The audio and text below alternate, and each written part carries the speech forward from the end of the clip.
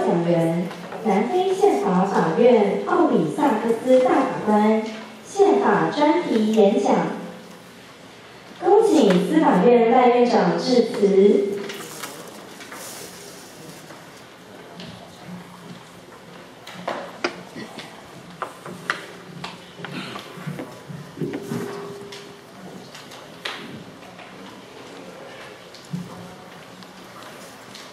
Albie Sachs 大法官、尤美丽尤委员、苏副院长、各位大法官、各位司法界、法学界的朋友们、各位同仁、各位女士、各位先生，大家好。好。今天非常高兴能够请到南非宪法法院前大法官Albie Sachs 大法官前来，以南非新宪法下的违宪审查为题，为我们发表专题演讲。那么，刚刚我们司仪也向各位报告 ，Albie Sachs 大法官是常讲第一届的法治奖的得奖。所以在这里，我要代表司法院以及各位朋友，向Albie Sachs 大法官对获得全世界的对他为法治所做的努力的成果得到常奖，表示最高的敬意，同时对Albie Sachs 大法官能够来我们司法院演讲，也表示深挚的欢迎。南非法院，南非的宪法法院设立在1995年，而在1994年，南非举行首次不分种族的全国大选。新政府成立之后，宪法法院设立起因历史不长，但是由于南非特殊的政治环境、历史背景以及宪法法院裁判以其亮眼为世人所瞩目的这个成果，这是由于南非的特殊的政治环境使然。南非在1961年退出英联邦的组织，而成立了南非的共和国，但早在1948年起就已经施行了种族隔离政策，造成人民因人种不同而与政治、社会、经济地位的悬殊差异，并因而长期的遭受国际的谴责及抵制，在国际舞台上被孤立。不过，在1991年，南非的国会废除了种族隔离的政策。1994年举行首次不分种族的全国大选。曼德拉先生当选了第一任的总统，新国会开始运作并通过过渡新宪法后，南非的政治、经济、社会体制的发展已不可同日而语，在国际间已占有不可忽视的重要地位。南非新政府成立后，各党派考量在种族隔离时代，司法机关对少数白人组成的国会所恣意通过侵害人权的法律，未加以支持。为因应新宪法的制定，可能发生对于宪法不同解释所引起的纷争，一致同意成立专责解释宪法的宪法法院。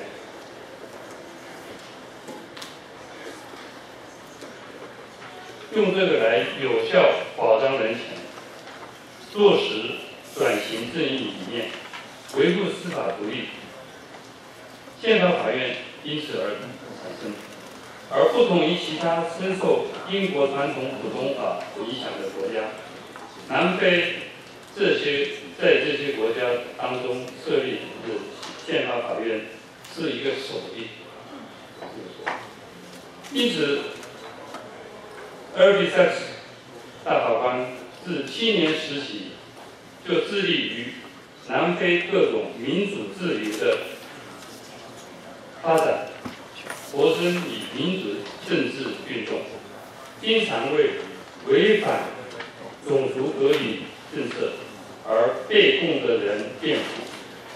在法学养成过程及律师职业的生涯中，屡屡受到临检、拘禁、限制住居、限制行动，乃至于逮捕、密集侦讯以及流放等迫害。萨克斯大法官为民主自由的奋斗，都是期待能够透过民主自由的法治建设，能达到对于人性尊严的维护，以及人权平等的实施。在新政府成立后，萨克斯大法官更参与了南非新宪法的起草。在其积极参与下，1996年制定了南非宪法第2章权利典章。这个权利典章他们是 Bill of Rights， 引进了最完整的基本人权的条款，例如平等权、人性尊严、生命权、隐私权、住房权、环境权、儿童权以诸多社会权的各个条款，同时非常详尽地列出各种基本权的保障范围。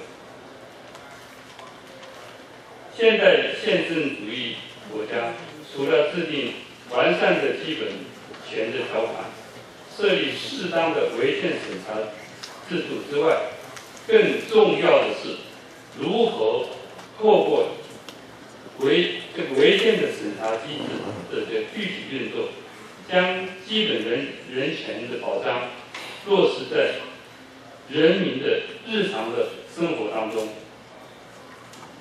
南非宪法法院在1995年2月14日正式启用。萨克斯大法官获提名为11位大法官里面的一位，深深知道宪法解释必然是对宪法价值的重要支撑。除亲身参与宪法法院标志与建筑的设计外，在担任宪法法院大法官15年当中，往往也是许多具前瞻性保障人权判决的核心角色。他在大法官任内勇于做出与行政部门立场相异的判决，积极落实人权的理念，让南非的宪法法院成为当代转型正义的典范。2005年，南非宪法法院基于宪法对平等与人性尊严的保障所做成的同性婚姻的合法的判决，就是由萨克斯大法官所处理，至今仍被视为同志运动中的一个重要的里程碑。我国宪法在1947年制定、公布实施，行宪后建立由大法官解释宪法的制度。由于宪法第2章基本权条款的规定非常简洁，所以多数都是由大法官透过解释的方式来确定基本权的保障的内涵。而我国历经战乱，1947年行宪、戒严、解严，乃至于总统全民直选，台湾现在的社会安定、民主政治的自由的环境，也与南非相同，是经历过动荡不安的政治环境的演变所累积而来的成果。人权保障的内涵本无国界的区分。本次本院邀请萨斯大法官来演讲南非新宪法下的违宪审查。相信南非宪法法院基于其对其国家的特殊的人权发展及政权移转的历程所为的违宪审查成果，必然很值得我们来参考。而从这个萨斯大法官的个人的事迹以及为法治奋斗的过程中，我们也可以充分感受到他的宪政理念与人权的关怀。我们值得一提的是，本次邀请萨斯大法官莅临演讲，并非我国大法官对于南非最高司法体制的第一次接触。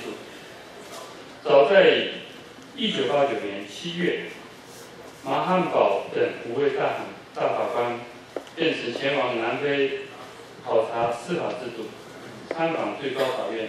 当时南非仍在实施种族隔离政策，宪法法院还没有设立。1995年宪法法院设立后，龚月春前院长等4位大法官也在同年的8月前往参访，由首任的院长亚瑟扎斯克森亲自接待。扎斯克森院长并签名自证宪法法院成立后的第1件的判决书原本。本院只将它装进珍藏在司法院大法官的柜子上。其中就有今天主讲人萨斯大法官的意见书，是非常深。萨斯大法官去年曾经来台出席断背上的花朵的中文版的亲自发表会。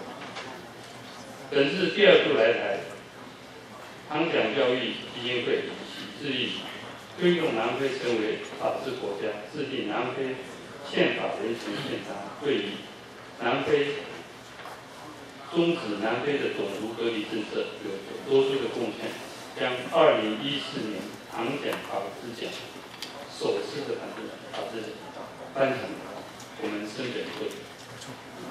我们也很荣幸的能够获得萨斯大法官的同意，为我们发表演讲。相信每一位从事违宪审查同仁，以及在场各位关心宪政的各位民意代表、学者、教授、法官、检察官，各位同仁都可以从这场演讲里面感受到萨斯大法官尊重多元、拥抱民主价值、社会正义与基本人权的理念，并从中获取一些宝贵的宪政的知识经验。我们再一次感谢萨斯大法官为我们发表演说，也感谢各位热烈的踊跃的参与。相信我们会有一个很成功的演讲会，在这里也祝祝福所有的朋友贵宾身体健康，万事如意。谢谢各位。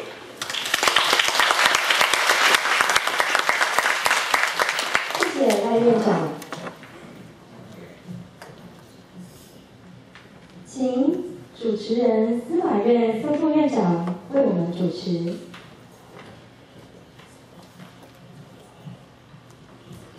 Honorable Justice Sachs， 赖院长，各位大法官，各位法官同仁，各位来宾，今天我们非常荣幸能够请到南非前大法官Justice Sachs 亲临这个法官学院来做一场演讲。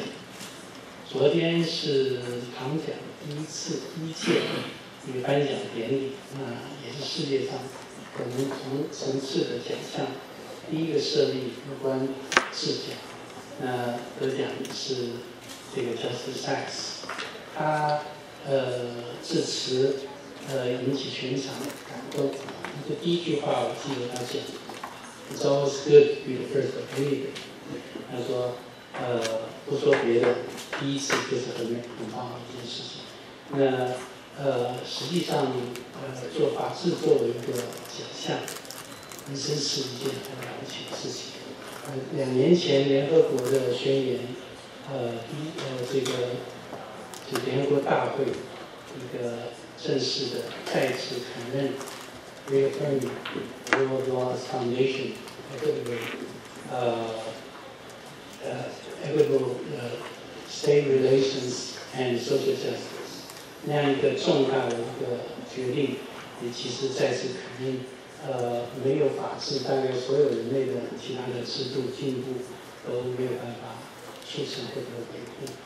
但是很多人好奇的是，作为一个这样的奖项，个人的奖项，他要怎么样去选择，来发挥它最大的作用？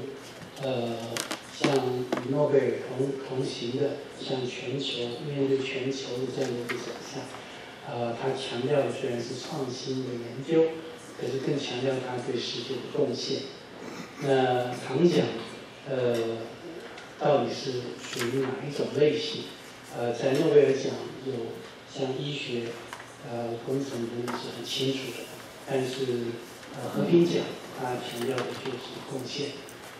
没有所谓创新的研究，法治，很多人会浮现在世界上一些有重大贡献的法学家，或者了不起的法官，或者是伟大的政治人物，促成了国家的法治。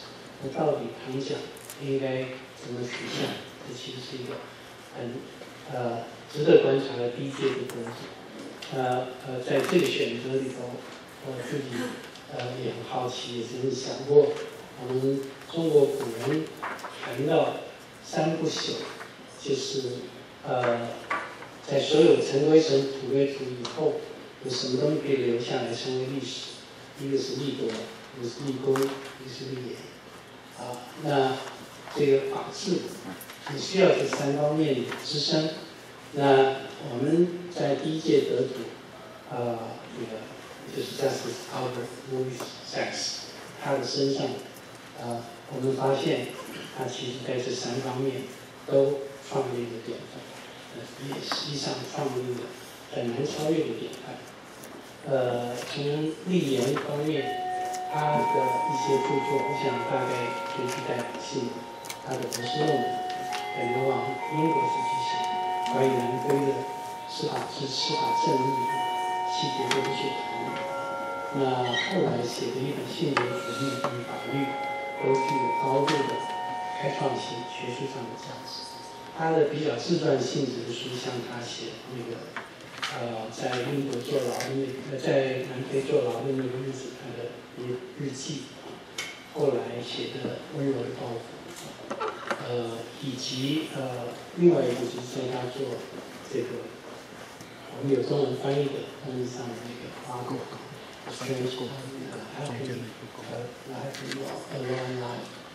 那他在立功方面，我想刚才你提的很多，我想最重要的应该是就是院长提倡的转型正义的建立，这是一件高度困难的一个工程。他的参与，我想至少有3部分。第一是宪法的制定，就是在他流亡时期参与非洲人民大会，他担任宪法委员会的一个成员，实际上对于新的南非的一个宪政秩序的建立，他在那里投入很多。然后很有趣的是，在1994年的临时宪法制定了创设宪法法院以后，他担任第1届的法官。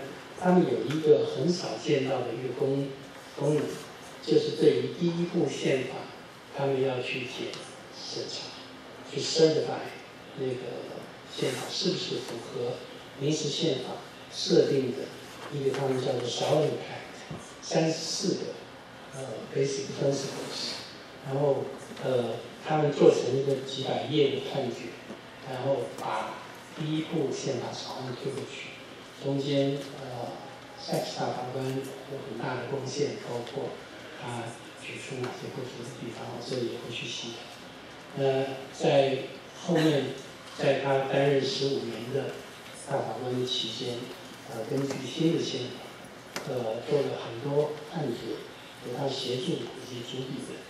这个在范例上面包括那个说的很多细节很重要的，我也不讲。所以整个来讲，他对于吴院长刚刚提到的一个新兴民主国家转型民主一个宪政秩序，和平的、包容的这样一个秩序的建立，他的贡献几乎是无所不在的。你看到很多他和这个和他相同背景的种族或者是不同背景的不同种族的人，就很多的问题上有不同的意见，去说服他们做了很多的事情。那最了不起恐怕是立德这部分，也就是从他17岁的少年时期、青年时期开始投入反抗运动，他做一个 freedom fighter 这个自由斗士。那他一直在一个坚守法治跟挑战一个恶法这个边缘上，寻找一个最好的一个路径。他是一个温和的抗争者。那到后来建立了法治以后，仍然面对很多类似的问题。在他的那个温柔的不说里头，他用他自己的非常非常的特殊的遭遇，被汽车炸弹造成重伤。最后他要如何去看待这件事情？树立了一个所谓转型正义的典范。从中国人的这个用语来讲，以直报怨还是以德报怨？是 eye for eye， 或者是用我的左脸去对这个右脸的这种攻击来回应。他建议是用一个法治的建立来回应这些过去的不正，作为一个温柔的复仇，所谓的以法报怨。这是一个我觉得是一个在法治的道德的寻找道德的建立里头，他树立了很了不起的一个典范。细节我想就不讲。在去年访台的时候，我们正好也面对了一些问题，在这个公示的一个访谈里头，也有问到他对于在我们现在面对的一些困境，这个所谓的温和的抗争，他的看法。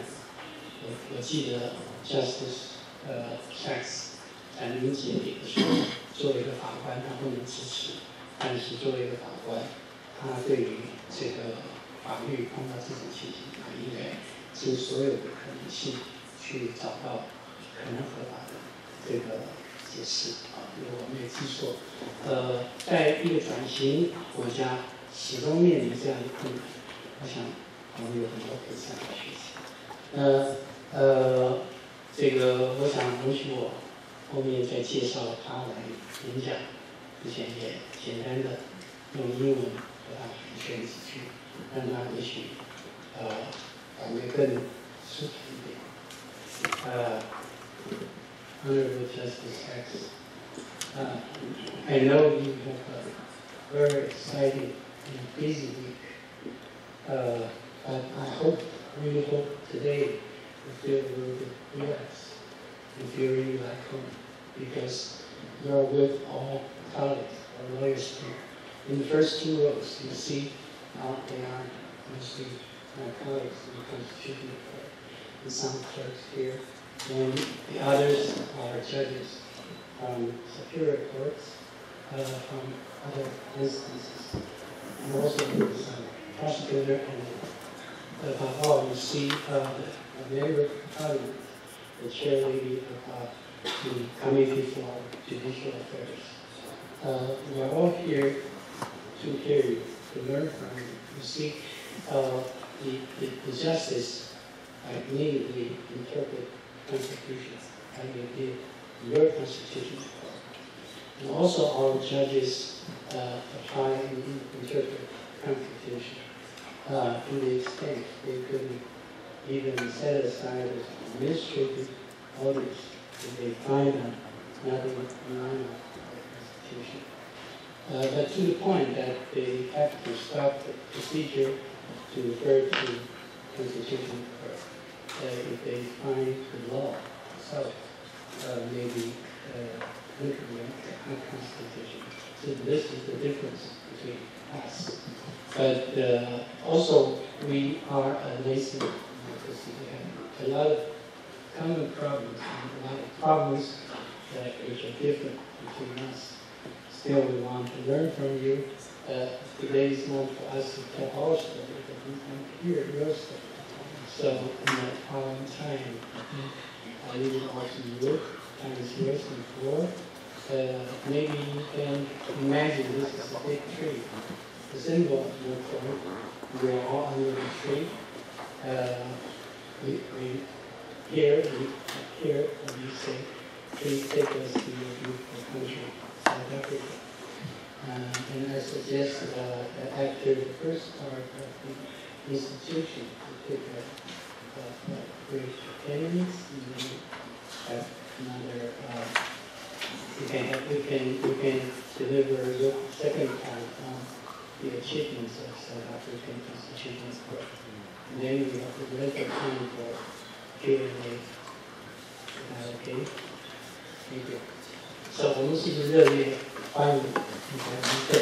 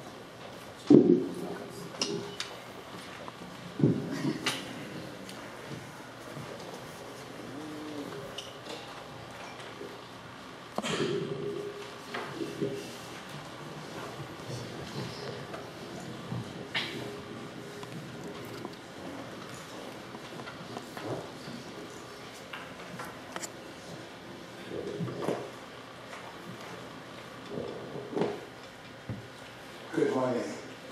Good morning.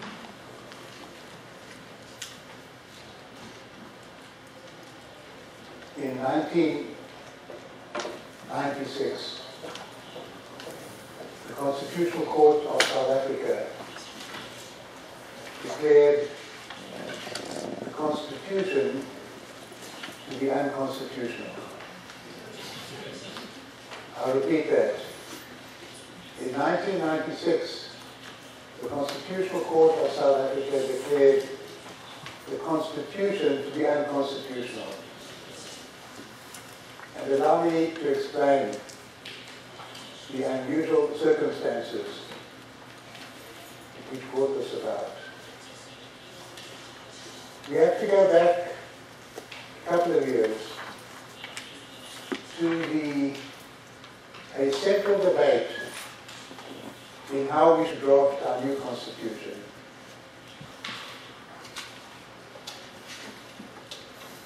The participants in the negotiations were deeply divided. On the one side was the group who was supporting the then South African government. They were in power, they had the guns, they controlled the administration, and now they were envisaging a day when the majority would be ruling. And they were very anxious to draft the constitution there and then from their position of strength. The other grouping, of which I was a member, led primarily by the African National Congress, headed by Nelson Mandela, said no. A constitution must emerge from the will of the whole nation.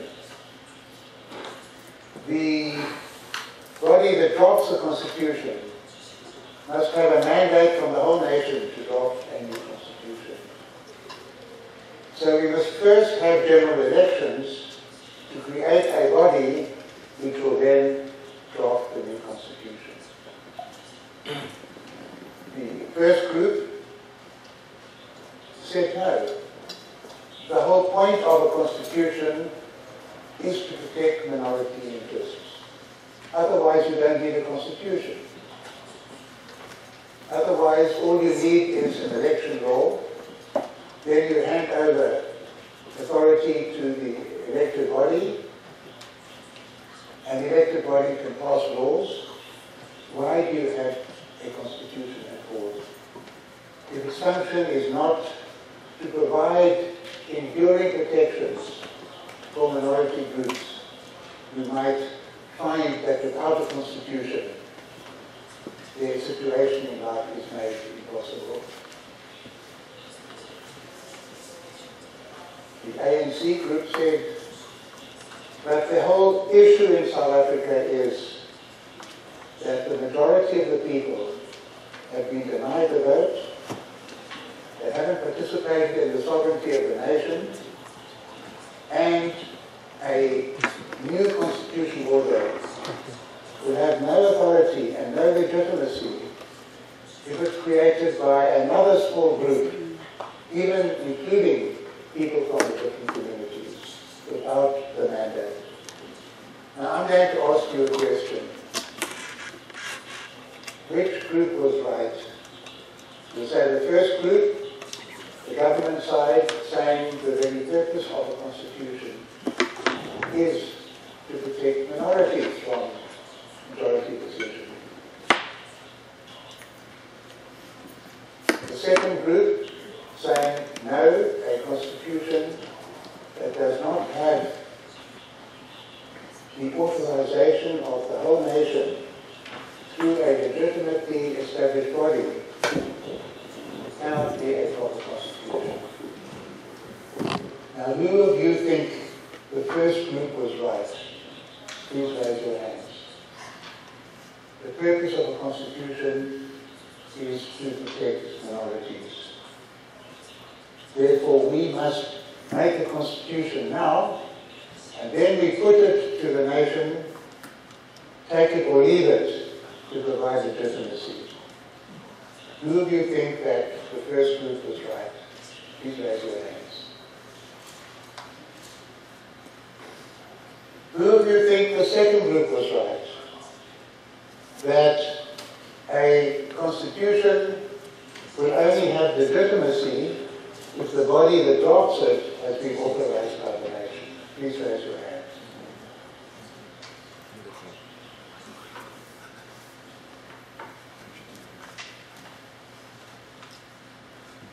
I'm happy to see at least one person raise both hands for both. I've got 1.5. And that was the point. Both were right. And a lot of the problems of drafting a new constitution arise from what do you do when both are right? So that the victory of the one view doesn't mean the defeat of the other view. And in fact, it was us on the ANC side who proposed the solution. And the solution was the self-appointed negotiators, 26 people sitting around the table, representing various groups in our society. We would draft an interim constitution which would provide for general election for the first time. Everybody would vote as equals in South Africa.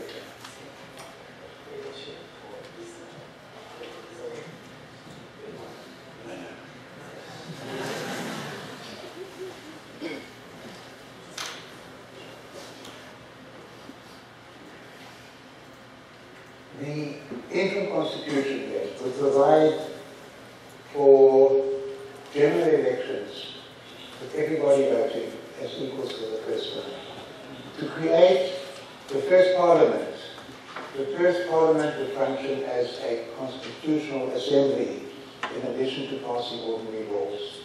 And the first parliament will draft the new constitution and have 2 years to do it in. But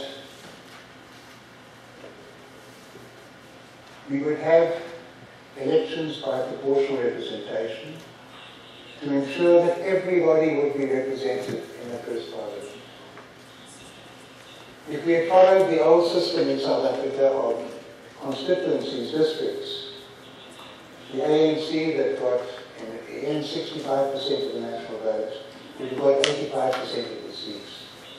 And we said that would be a disaster when you're making a constitution, because you want everybody there, even the small groups, especially the small groups, so they can't say afterwards, we did not take part in making the constitution. Proportional representation, we had no cut-off points, no minimum threshold, so even very small parties could be represented. Secondly, we provided a 2/3 majority would be required, which meant that no single grouping could dominate the proceedings. We didn't expect any single party to get 2/3. Thirdly, and this was critical, the negotiators would agree in advance to certain fundamental principles that would have to be included in the new constitutional text. And that would be there to ensure that we had a democratic system of government where everybody would feel comfortable, and that minorities would not be abused in the way the majority had been abused in the past. And fundamental protections would be included in those principles. And then the question was, who would ensure that those principles had been complied with? If you left it to Parliament itself, then the majority would adopt a constitutional text and look at it afterwards and say, we are very wise, and we are very fair, and we are honourable people, and we have a mandate from the nation, and we believe that we have complied with the principles. And that would not be appropriate. You are laying the foundations for the nation. And that was when the decision was taken to need a constitutional court, which in addition to doing things that courts and constitutional courts in other countries do, will certify that the new constitutional text drafted by the new democratically elected parliament would comply with the principles agreed to in advance. And we spent a long time negotiating those principles. The ANC wanted them to be as reduced as possible, not to tie the hands of the democratically elected body. The old then regime wanted them to be as expansive as possible, to ensure that all the details would be covered and protected. In the end, instead of having 4 or 5 broad principles, which some of us had envisaged, we had 34 principles. And the 34 had sometimes clause A, B, C, and D. So these were the circumstances in which a decision was taken to have a special constitutional court to decide whether the Constitution itself would be constitutional text. And it couldn't be simply the existing judiciary. The existing judiciary then consisted of whites only 2 black judges at that stage, of men only 3 women out of 150. So if the court itself, deciding on that issue, represented all the unfairness of the past, if it reflected the domination of the past, then that court would not be accepted by the nation as being the appropriate body to decide on issues of that kind. And so we inserted in the interim constitution very detailed provisions about how the new constitutional court would be established. And I might say that Parliament took 2 years to draft the new constitution. It went out to the people. It invited opinions from the nation. Something like 2 million people wrote into Parliament. We had a Professor Dennis Davis, now a very distinguished judge, had a program on television called Future Imperfect, where he invited leaders of all the political groupings to discuss their positions on profound constitutional issues.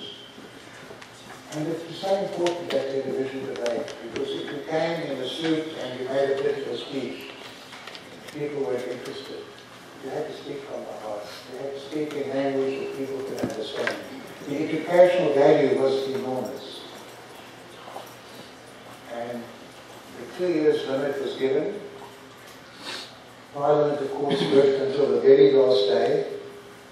And luckily, 1996 was a leap year in our calendar, so we had 1 extra day. And they were able to finish in time. They sent the text up to the Constitutional Court. We spent 10 days hearing 70 different objections. And eventually, we announced we're handing down a ruling. It was a tiny courtroom, maybe the whole courtroom the size of the stage that I'm on, temporary accommodation, jam-packed with people. And the president of our court, Albie Sachs, announced that overwhelmingly the new constitutional text complied with the 34 principles. But in 9 respects, it was sufficient. And I remember looking into the chamber of the court and seeing people who had been my comrades in the days of the struggle. And the jaw just went down, down, down. And we declared the Constitution to be unconstitutional in those 9 respects. We sent the matter back to Parliament. Parliament made the corrections. It wasn't all that difficult. It was sent back to us. We had more objections. At this time we said the Constitution was constitutional. And I can tell you that it's not being immodest. That process, that careful process, gave enormous legitimacy both to the Constitution and, I like to think, to the Constitutional Court as well.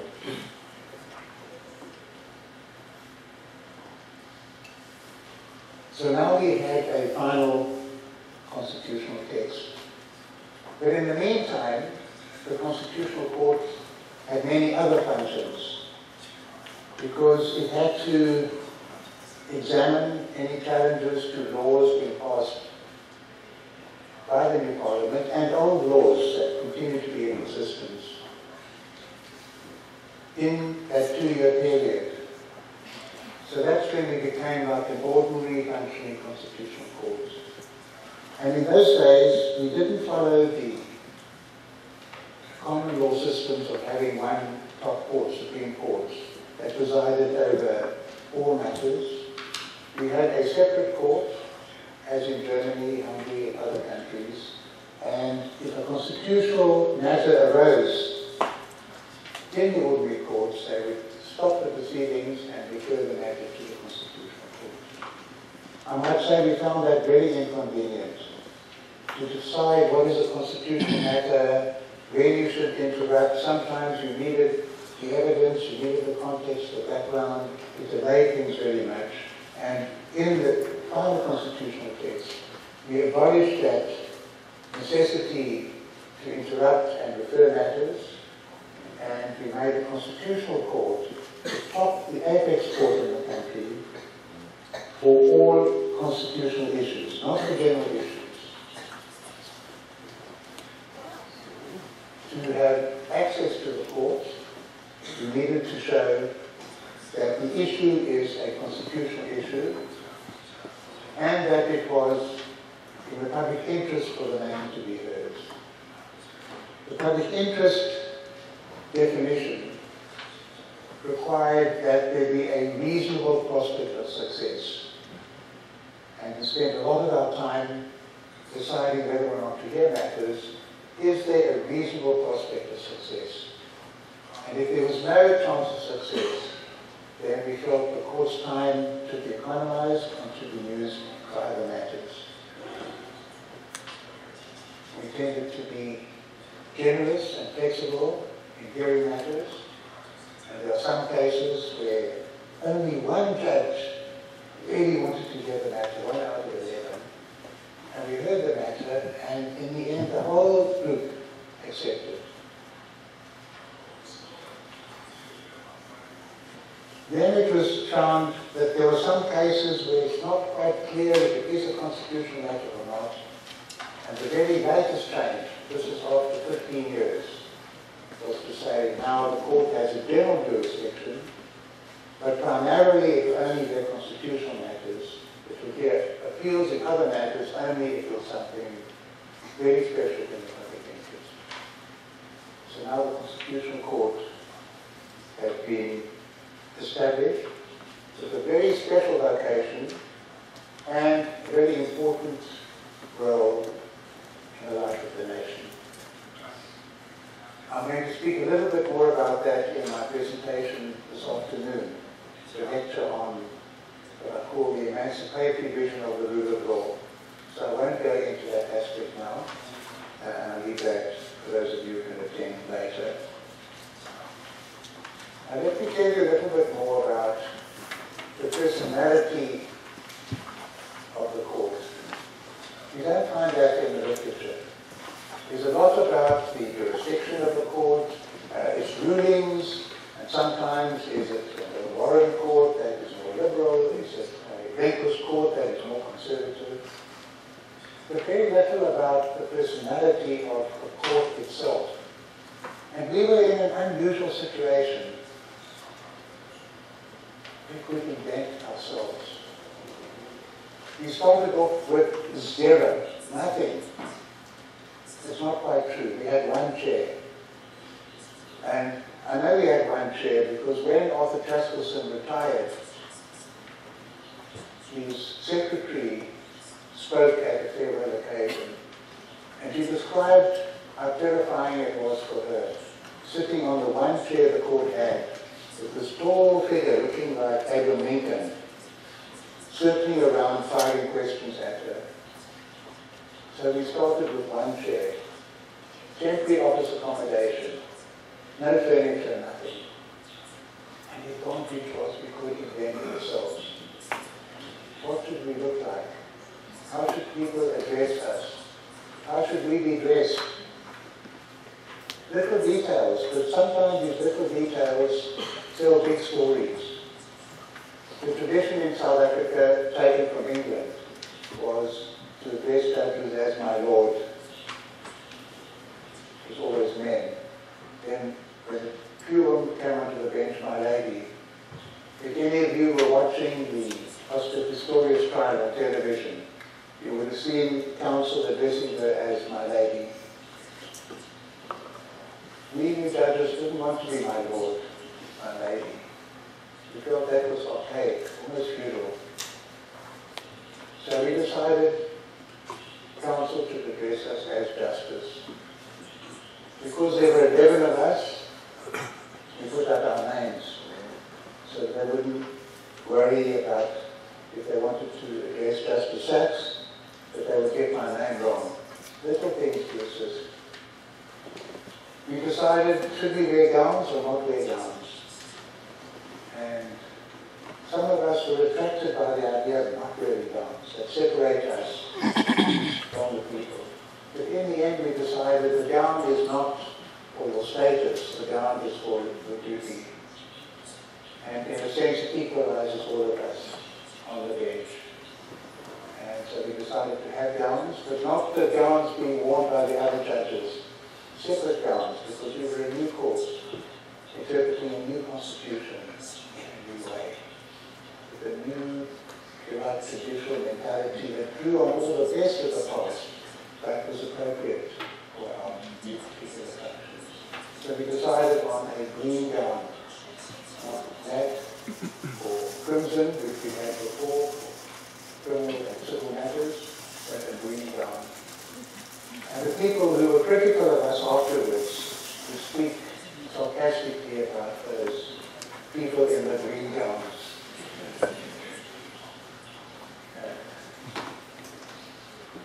We had to decide on methods of functioning, on seating arrangements.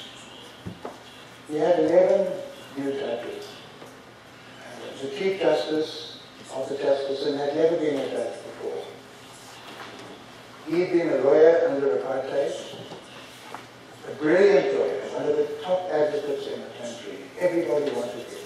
He gave up legal practice to set up the Legal Resources Center during the apartheid era to develop a new vision of law, to enable young lawyers who didn't want to be working simply within the apartheid system to get power and money, but who wanted to pursue justice. And a whole generation of young lawyers, many of them judges today, trained under him in the Legal Resources Center, even under apartheid. We had Ismail Mohammed, one of the two black judges at the time of transition. Brilliant judge. When I appeared for the first time in the top court in South Africa in 1960, arguing a criminal appeal, I was so excited at lunchtime, the lawyer briefing me, invited me to his club for lunch, and the Chief Justice, who had been hearing the matter, walked past, stopped at my table and said, "Well done." And that is the dream of an advocate, in front of your lawyer, and he sits down, and then he tells me, "You know, last week you had a very brilliant young lawyer of Indian origin appeared in our court. And when it came to tea time, he wasn't given a cup of tea. When it came to lunchtime, I couldn't bring him to this club. He went down to his motor car. He had a thermos flask of coffee and some sandwiches. I just crashed. That was his experience. Even appearing in the highest court in the country, the color bar excluded him from having lunch with his lawyer in the city club or anywhere in the city. And he'd known those experiences his whole life. We had 4 judges who'd been judges, white men who'd been judges in the apartheid era, but chosen after an elaborate procedure of interviews, the Judicial Service Commission making recommendations, the President choosing from a list given to him, certain numbers he had to choose from, but who'd shown when they were judges under apartheid, independence of mind. They were so happy with the transformation and change had come. They believed in the new democratic order in South Africa. And they were marvelous colleagues to have. We had Albie Sachs, who read a little bit about using it on.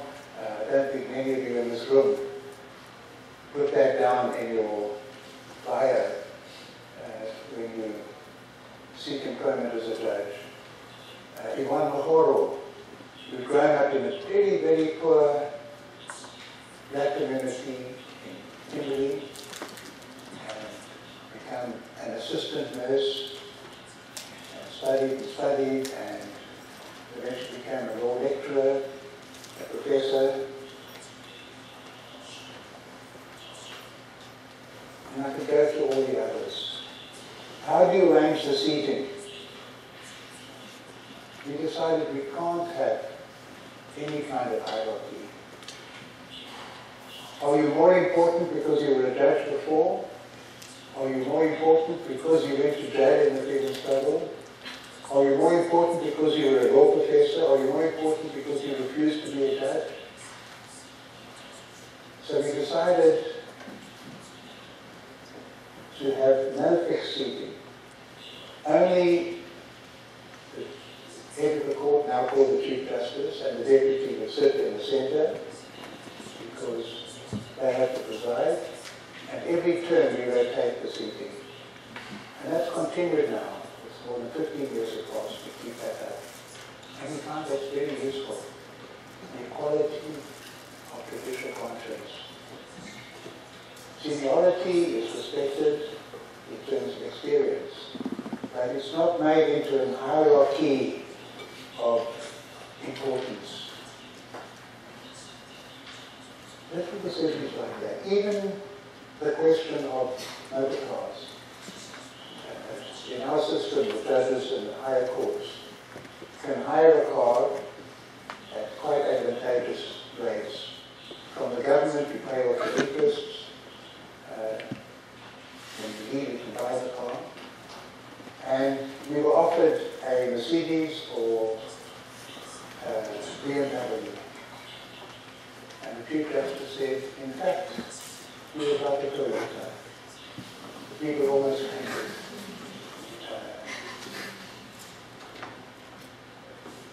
I decided I would like a Honda.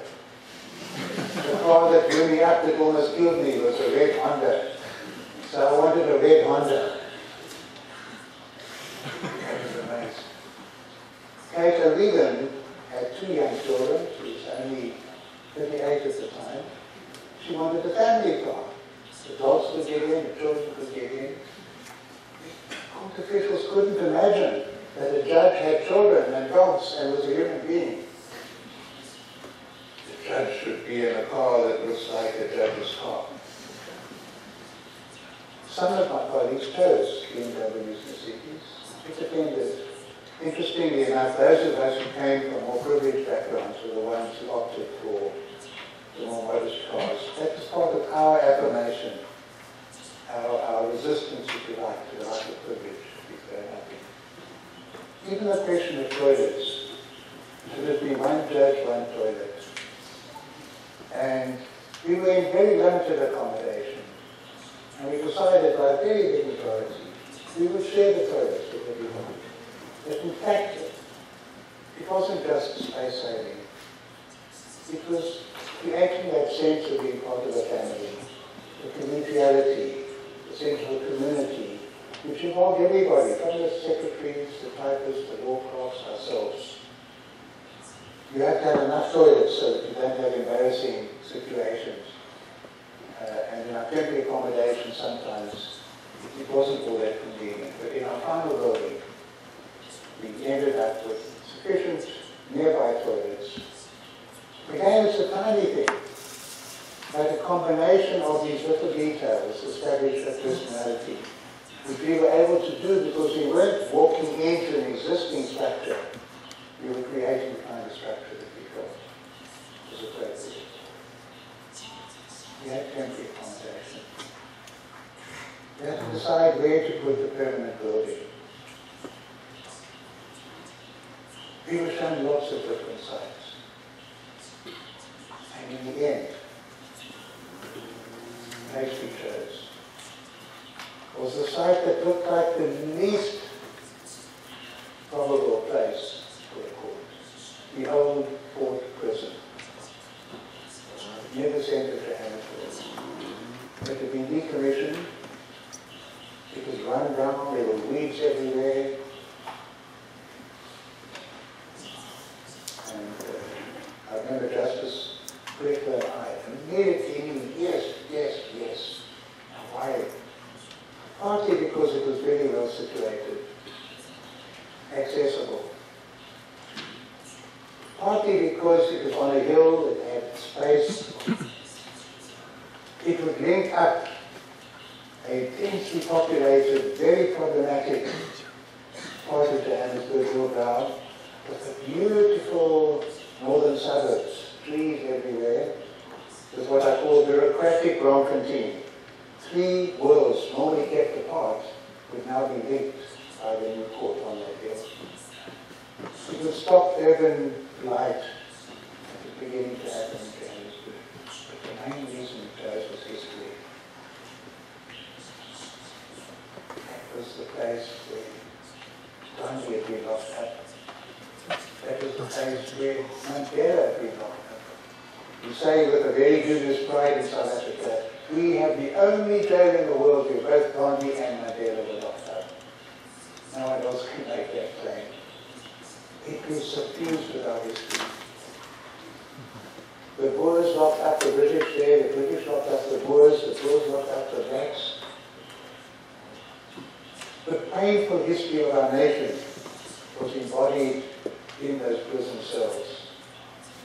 The idea of putting the court that now stops us from locking each other up. The court that represents the Constitution that says, now we resolve our problems not by war, not by revolution.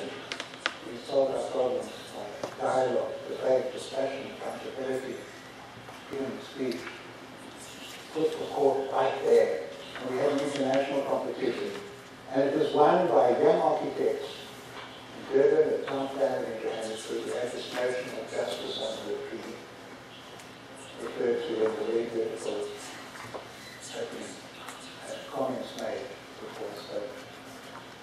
And that theme was traditionally in Africa, problems were resolved under a treaty.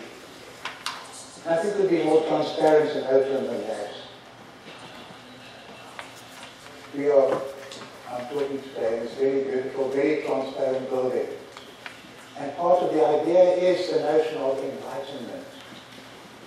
That law is not something cut off from the world, something secretive, undertaken between people who belong to some select kind of self-referential community.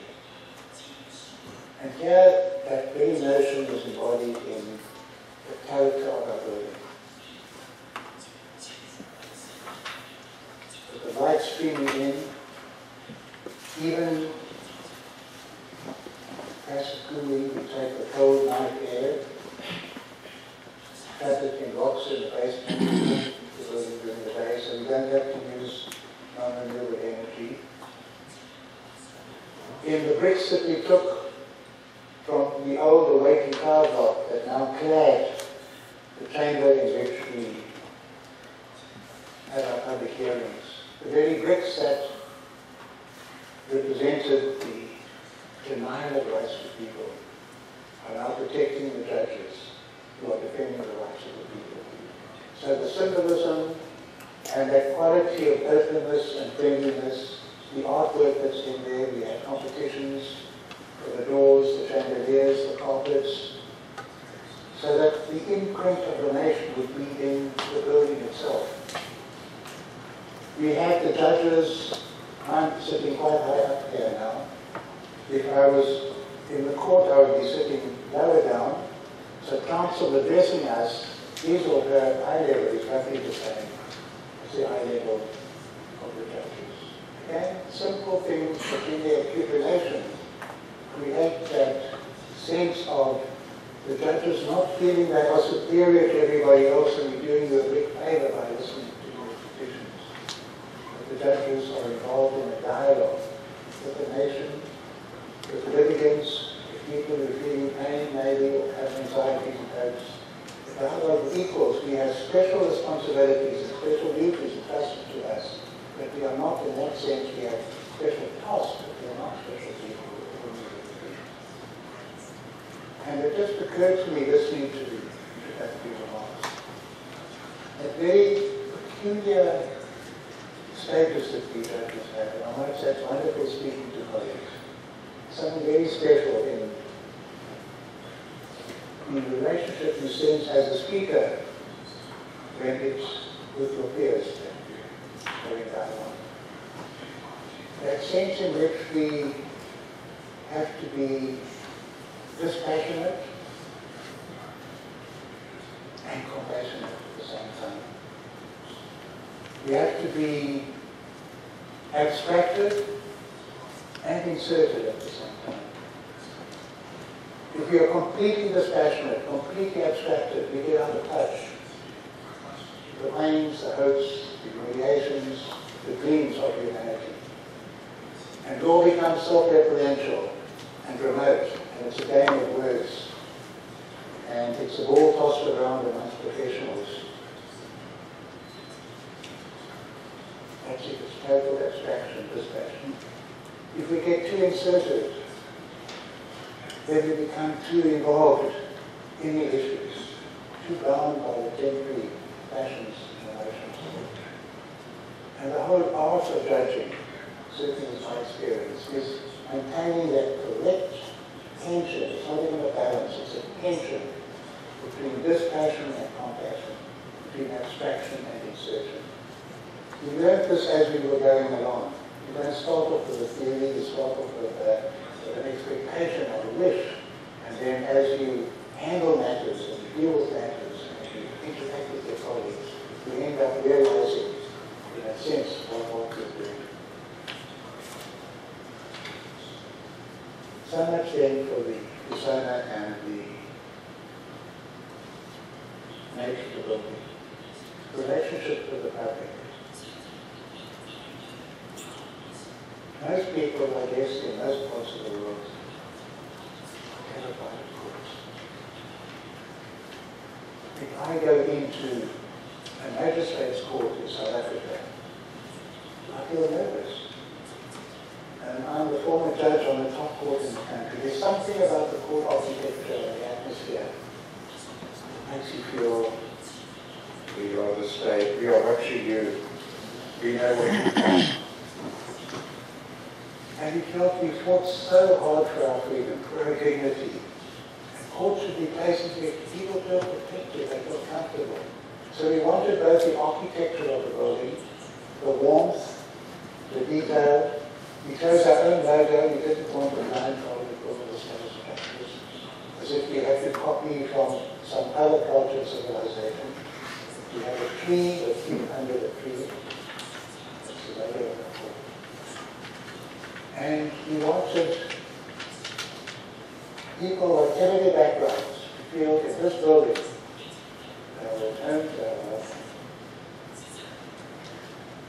the security people were very alarmed. The building precinct is open day and night, 24/7. Inside our actual court chamber, we have a ribbon of glass that runs around. It's quite low down. But we can see the legs of people as they walk by. I'm always amused when I'm sitting up there. You just see knees. And I think, gosh, this is the non-racial, non-sexist universe the Constitution speaks about. From knees you can't tell. It's black, it's white, it's brown, it's rich, it's poor, it's he or she.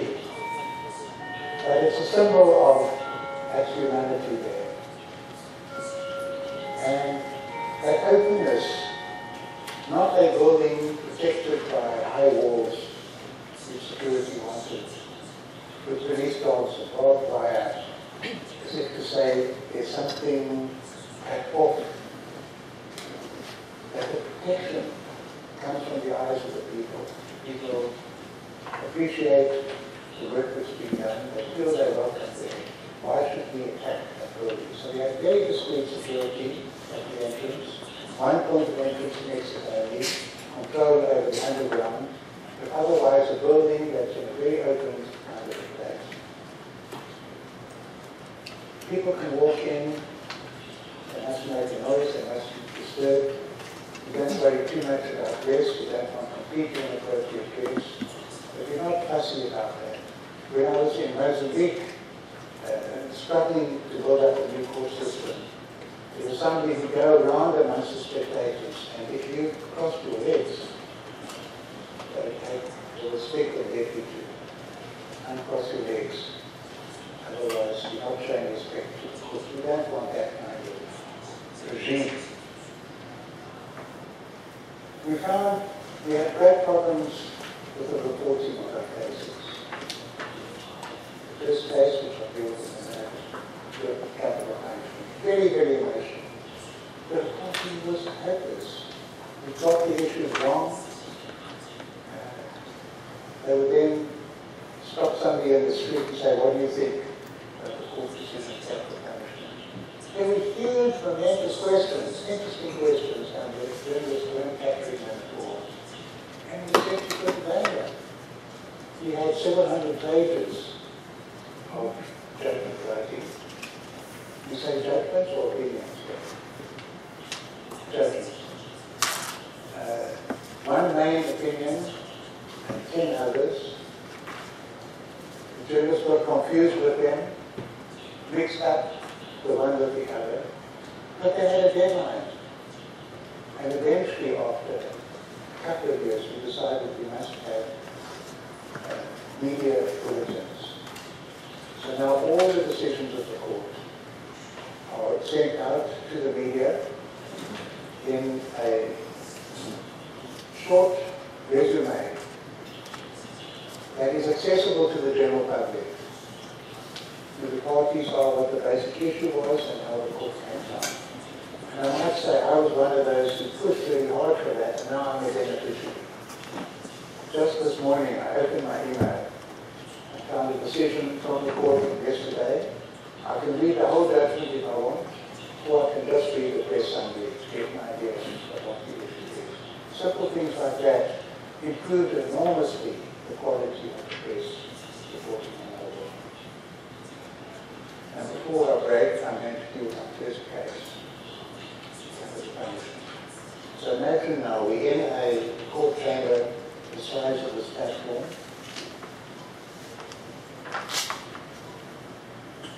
The judges sitting, 11 of us, counsel addressing us, people crowded into here. We had cameras recording because this was a historic case and overflow. And we're still debating the question of cameras in court now. But at least we have recording of all our proceedings and a monitor outside of the proceedings. It's a momentous case. 400 people on death row. The ANC had been totally against capital punishment. Nelson Mandela had faced hanging himself. The old South African government couldn't imagine a country without executing its citizens as some kind of acknowledgement of ultimate state sovereignty and power. We couldn't agree during negotiations. We couldn't postpone our elections because we couldn't agree on that matter. So it was decided to leave the question of capital punishment completely outside of the constitutional text and leave it to the first constitutional court to decide in the framework of the general values of the new Bill of Rights what capital punishment is permissible or not. The argument went on for 3 days. Nelson Mandela, in fact, sent counsel on behalf of the government to ask us to declare capital punishment unconstitutional. So we had somebody representing the state to argue in favor of capital punishment. We had a number of NGO groups represented. We encouraged amicus participation in written arguments, but also in oral arguments, short time for oral arguments. And some were against capital punishment, others in favor of capital punishment. And eventually, after 3 days, we declared the session over, we reserved the judgment, and we had our first case conference. We're sitting around the table. You have to decide, how do we discuss cases? I know the American Supreme Court starts with the most junior judge, And then the Chief Justice has the last word. Each person speaks once. That's the end of it. They all shake hands at the beginning. They shake hands at the end. If they want to insult each other, they do it in the language of their decisions. We decided, no, we are inventing ourselves. We must talk. We must debate. We must discuss. We actually had workshops, in effect. And we would go around the table once, we'd go around the table twice, everybody interjecting. At first it was completely, I wouldn't say chaotic, but serendipitous, completely spontaneous. Afterwards we formalized a little bit more. And we would ask some to prepare a little memo, and others would comment. The memo would go out in advance, and people would comment maybe in writing, or sometimes we would have 4 or 5 workshops like that. We didn't have a huge volume of cases because of the limitation of our jurisdiction. And limiting cases only to those that have a reasonable prospect of success. We didn't, as the American Supreme Court does, they receive 8,000 petitions, they hear about 80 matters. The German court, I think, he has a small percentage of direct petitions to it.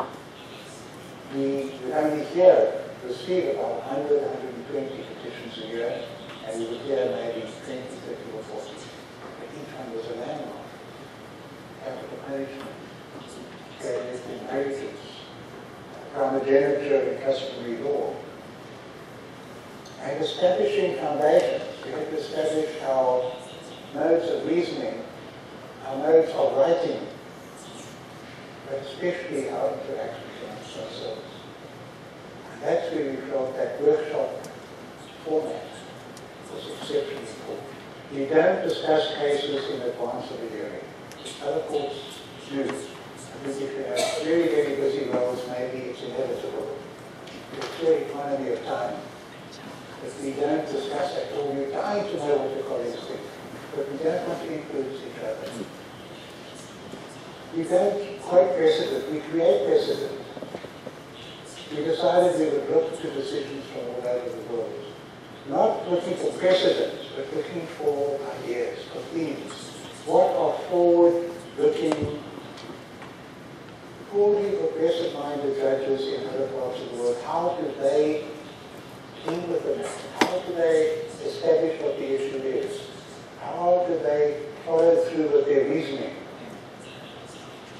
Not to say we prefer the majority to the minority in the American Supreme Court, or the minority to the majority, or not to say one American Supreme Court decision is worth 2 Canadian, is worth 3 Indian, is worth 4 German. Nothing like that at all. What was there in the philosophy, the formulation, the phrasing, that helps us interpret our own constitution better because of the quality of the reasoning and the logic? And we found it enormously helpful, particularly when we started. And we found the Canadian Supreme Court, in fact, provided more guidance to us, more helpful analysis, not necessarily outcomes, but analysis than any other court. We found the reasoning in America amazing, because there's so many courts that there's no single issue that hasn't been debated there, and their choice of language is often very brilliant, very snappy, very smart. We found the German Constitutional Court very, very helpful. But always bearing in mind it's a different court with different constitutions, different issues. We were surprised at how little we got from the English House of Lords early on, because the whole notion of constitutionalism and fundamental rights in 1995 wasn't on the agenda then. Once they got the Human Rights Act, they started copying from us more than we were taking from them. And we go round the table, round the table, round the table. And then we would produce a draft. The chief would ask one person to take the lead position, and if that person had majority support, would write for the court. We went for unanimity wherever possible, for consensus. A lot of give and take. And we took each other very seriously. So much so that even if Ismail Mohammed wrote a decision that I disagreed with, I would say Ishmael, when it came to discussing his draft. I think your case would be stronger if you change the wording there and put something else in there. You would strengthen the reasoning of our opponents in that particular matter because we were so concerned about the integrity and the quality of everything that came out from the court. We were fanatical about the citations. The law clerks had to check the accuracy of every citation. And not just once, not just twice, but 4 or 5 times. We would have a read-through at the end of the decision. We hated that. It was so boring. We read through the whole decision on questions of grammar, on phrasing, on accuracy, not to re-argue the basic legal issues, but to get the crystalline character, the clarity and the accuracy of our decisions. The net result is that I think we stand back now and we feel a certain measure of confidence in the quality of the work that we did. It's been very exciting to see how much our decisions are being cited in other courts, in other countries in the world. Somebody did a survey, an American, of the extent to which different decisions of different courts are cited in other courts. And once upon a time, the American decisions were being cited all over the world, way ahead of anybody else. Now on that league, the Americans love leagues. They're very low down. And they found the Canadian Supreme Court, certainly in the English language jurisdictions, is cited the most in other courts. The South African comes second. We didn't do the survey, we just read the survey, which was some interest.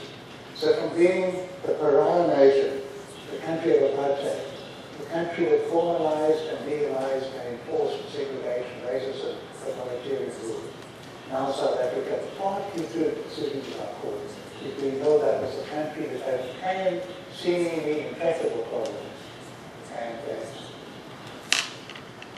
managed to produce a quality of jurisprudence that is contributing to the world as well as receiving from the world. I might mention in capital punishment we decided unanimously that capital punishment is inconsistent with the whole normative value system of our new constitution. We didn't have a clause saying no one shall be subject to capital punishment. Namibia has that. Mozambique has that. We didn't explicitly abolish it. We didn't have a clause that said everyone has the right to life, except if it's taken away by due process of law, which allows for the debates that we get in India and the United States. It's completely different things. And we decided that the right to human dignity, the right not to be subjected to cruel punishment, and the whole underlying value system of our new constitution made it impermissible for the state to take the right of the citizens in cold blood. Technically, the main judgment went on the basis that applying proportionality analysis, which we've never used in South Africa before, and now we in the interest in the arena of balancing out the powers of the state as against the rights that have been limited in the exercise of those powers. And we technically decided that given the irreversibility and the drastic nature of capital punishment, it couldn't be shown that it manifestly protected future lives as a deterrent in a way significantly more powerful than the thought, the fear of being caught and sent to jail for a long time. That was the main judgment we all signed on to that. I wasn't happy with that. I wasn't unhappy with that. That wasn't my reason. In my own thinking, even if it could be shown that it serves as a deterrent.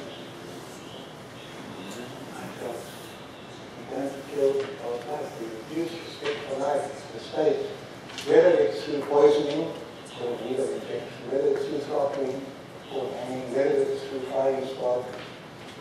The state is saying human beings are expendable, whatever they might have done.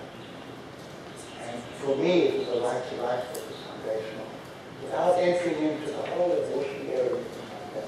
And we found also context is so important. In self-defense, you can use violence, lethal violence, of course you can. Hostage situations, maybe you can use it. But the cold-blooded to kill somebody who's trust, not fighting back, is somehow violating not just the rights of the person who gets executed, but the rights of all of us. The whole society is tainted because it's allowing what many of us consider to be an archaic and unacceptable method of dealing with the great problems of our society. So that was the South African decision. It wasn't hugely popular, it wasn't dancing in the streets. People accepted, being motivated by the decision. We gave our reasons for it. And this was a court that wasn't looking for popularity, it wasn't standing for office, it wasn't claiming the support of the people in terms of being wonderful human beings who may be followed to the end of the earth. It's a court doing its duty, its job. It looked at the Constitution and the deep value system of the Constitution. And we ended up with how to believe with more respect for following our consciences and not being overly affected by public opinion. Arthur Chastelson in the main judgment spoke about public opinion. We're not insensitive to public opinion, but we don't simply follow public opinion, otherwise you don't need a court. You don't need the whole apparatus, you don't need the time and expense of a court. Just take public opinion vote and tell Parliament passes things. The whole purpose of having a court, and in particular of protecting fundamental rights. We protect the fundamental rights not of popular people, because they are popular and they are often in charge of the lawmaking apparatus, protecting fundamental rights of these beings who are, for one reason or another, maybe their own conduct, maybe it's prejudice, whatever it is, who are being marginalized and who are most vulnerable, and who often majoritarian groups can get support for attacking. It could be asylum seekers, it could be other groups like that who are not popular in the country. That's why you have fundamental rights. That's why you call them fundamental rights. Sometimes it's concentration, sometimes it's communities and sections of the community that are. In terms of the local culture, particularly Africa, that's why you need a court that is there to be looking for basic values, values of humanity, what it means to be a human being, basic values that somehow organize the conduct of society that's respectful of human dignity. That's why we need that, and that's why the courts have to be so attentive to the way we go. In any event, we abolish capital punishment. We have crime in our country. It wasn't affected one way or the other, but at least we don't have those awful hangings that we used to have. We have many, many other problems. But the country's got used to the fact that even those who commit awful crimes will go to jail, maybe for the rest of their lives, but they won't be here. So that's the end of my first presentation. I don't know, do we need a break? Would you like a break? It's up to me. I would rather carry on. Because I came a bit late, for which I apologize very much. It was very emotional yesterday, receiving the prize and being there with wonderful other awardees. The whole occasion, and then a banquet afterwards, and I just slept and slept and slept and slept. And the advantage is that I'm feeling much fresher now, even though there was some time. So let me deal with some of the actual cases and themes that we had. The first theme I mentioned were the clusters of important cases decided, referring to technical matters. The approach to interpretation. been an issue in Taiwanese courts. I'm sure it is an issue. I'm not sure if it's been a debated issue, publicly debated issue. But very early on, one of our first cases, we dealt with transitional arrangements in the Constitution. And it dealt with cases that were pending, that were started before the new Constitution came into place, and were now continued under the new Constitution. And it's right at the back of the Constitution, transitional matters. And you deal with the salaries of public servants and a whole range of laws that stand forth, unless they are challenged. And then tucked in there is pending court cases. And it said those court cases will be decided, I'm not quoting exactly, as if the new Constitution had not been brought into force. And we have to decide what that means. Does that mean if we had a murder case, the capital punishment as a possible sentence, it had to be decided as though capital punishment is still permissible?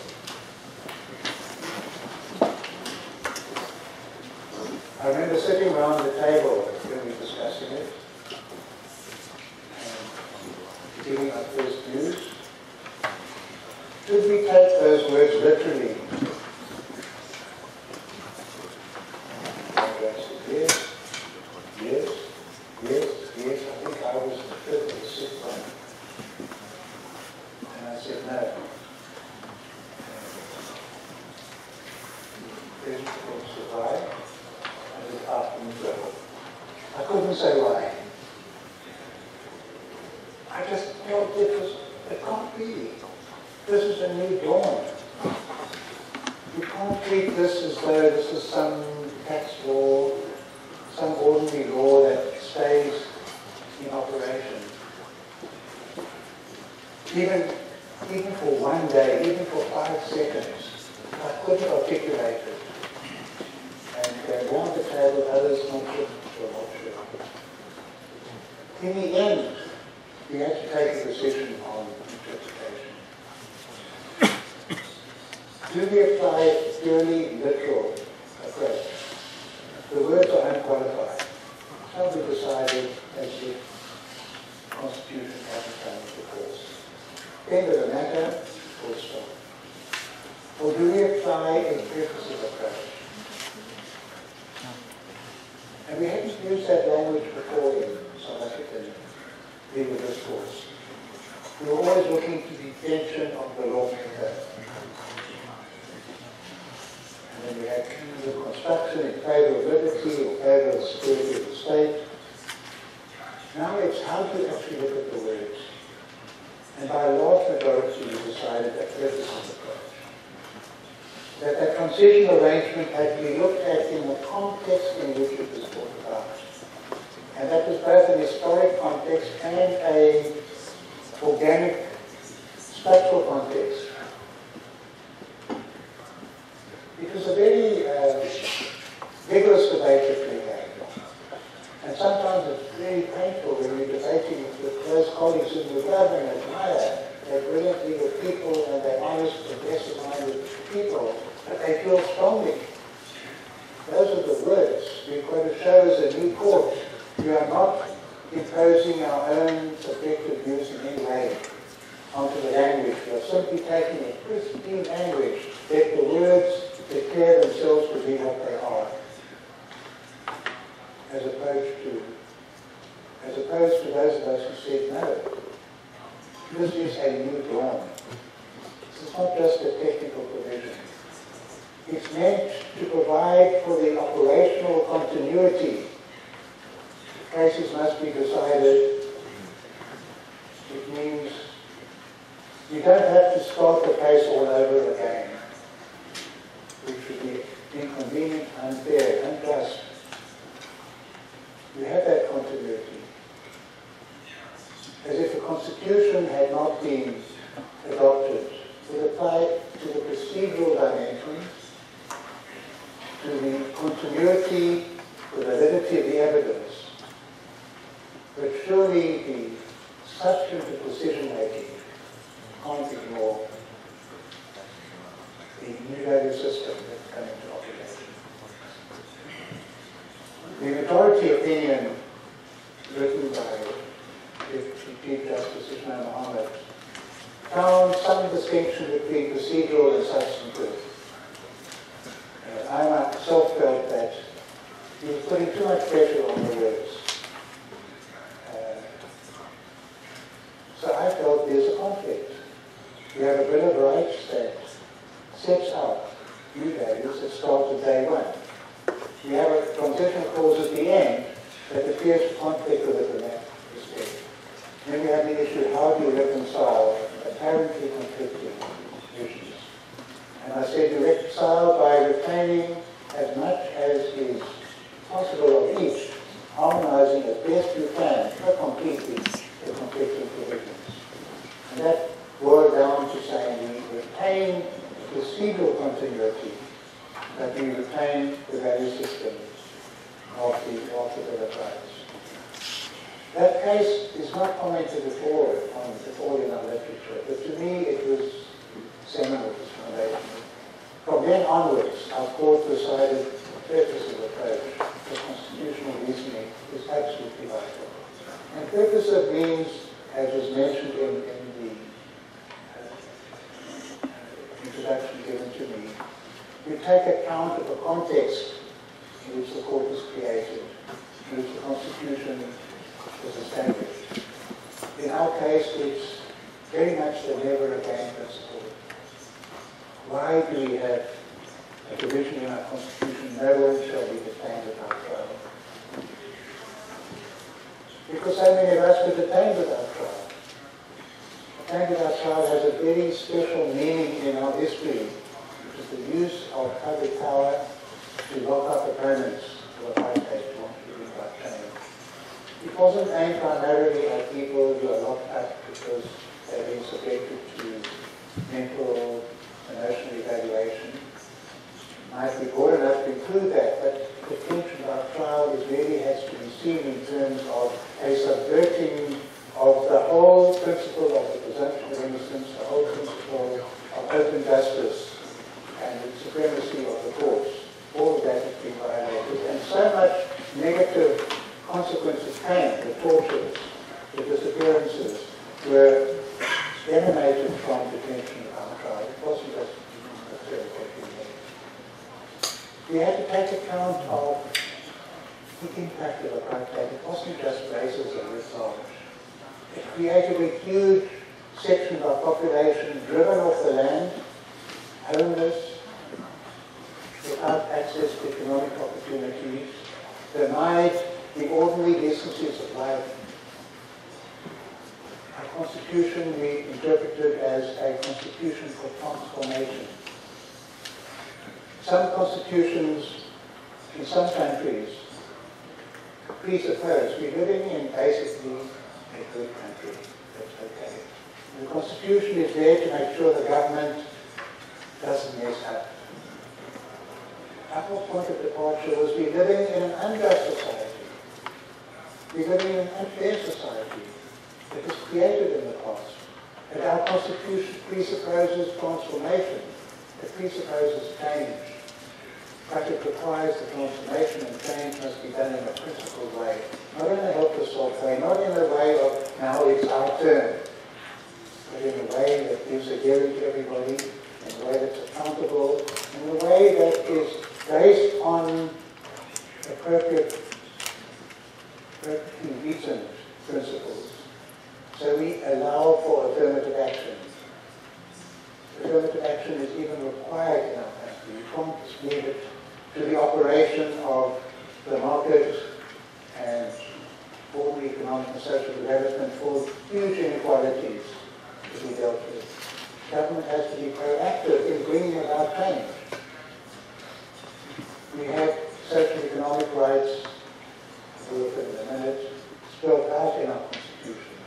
But it's not just social economic rights, it's intentions by government to try and redress the massive injustices created over decades and centuries of white supremacy in South Africa.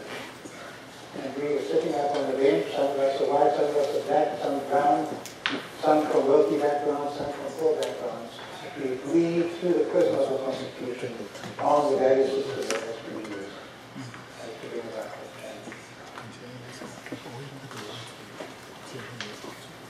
All of this becomes relevant to interpretation.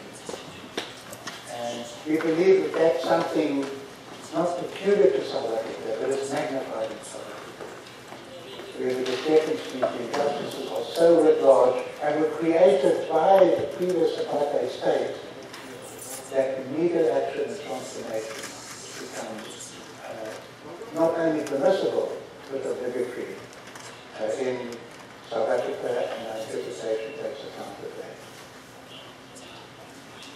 One of the cases we had, we found one of the issues repeated again and again would be statutes that were adopted in the apartheid era, not dealing with questions of race, that assisted the prosecution in criminal matters by putting an onus of proof on people.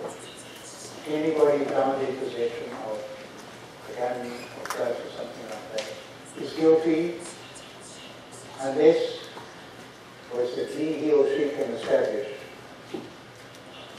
that he's unaware or doesn't know or is under a mistake.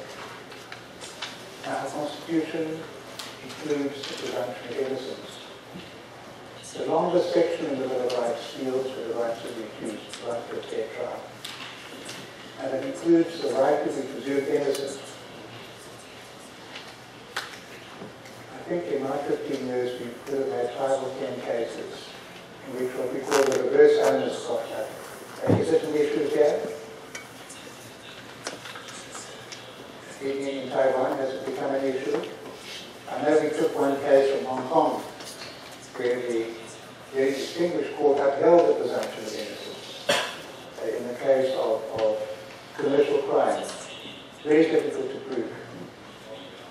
We didn't follow the Hong Kong approach. And we developed our own approach to that, that if you took the presumption of innocence to deal with combating serious crime, that's very damaging to the society, and you always upheld it. You leave nothing of the presumption of innocence, except in, if you use reverse onus to do that, except in the least important cases. If you said violence is rampant in our country, and you have to prove you didn't intend what you were doing. So, all stealing from government is rampant. What would be left of the presumption of innocence if you could justify it always in terms of the public interest? But we didn't want to leave the accused people completely at large to say, well, there's a reasonable doubt, I'm not going to witness box, I'm not going to testify. And we struck down reverse onus where it appeared, to the extent that it put an onus of proving on a balance of probabilities that you were not guilty. We said that's incompatible with our Constitution. But we did leave the accused with an onus of raising a reasonable doubt, of presenting enough evidence or enough foundation to at least raise a reasonable doubt. And in one case, dealing with what appeared to be a reverse onus in a domestic violence statute, that said once an order had been issued restraining the alleged abusing partner from approaching the complainant, from going to the house, once it had been shown that you violated, once you've been accused of violating it, you'd be brought before a magistrate, and then you'd have to show that you hadn't violated We said, no, you have to interpret that in a special way. To make these restraining orders effective, the law had to be meaningful. It had to be speedy. It's protecting people from imminent violence. So the issuing of an arrest warrant and being brought to court should be justified simply on the say-so of the complainant. And the magistrate could interrogate the accused person, and that to some extent interfered with the right to silence. If we held at the end of the day, if the magistrate has a doubt, the magistrate won't say, I'm convicting you because you haven't satisfied the onus of proving that you're innocent. You haven't satisfied that onus. So we balanced out procedures that would strengthen the law and make it effective, given the scale of domestic violence in our country, given the extreme vulnerability of the defenseless partners, given the extent to which the authorities would be inclined to say, settle it amongst yourselves, usually male police officers, male magistrates, male prosecutors, to the extent that they might say, look, don't get involved, this is a private matter, settle it amongst yourselves. Given the international obligations we had to follow the International Convention relating to violence against women, putting all these things together, we upheld the constitutionality of swift interventionist action. But we, given the importance of the presumption of innocence, we held that at the end of the day, having heard the evidence, if there is a doubt, the accused must get the benefit of the doubt.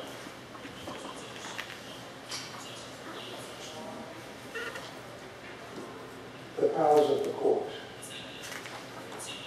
The Constitution gives extensive powers to the court. If the court is of the opinion that state conduct would be unconstitutional, the court is under a duty to make a declaration to that effect. You can't say, it's very inconvenient, it's going to cause chaos, we can't do it. We're under a duty. That's not discretionary. So how we qualify the declaration is discretionary.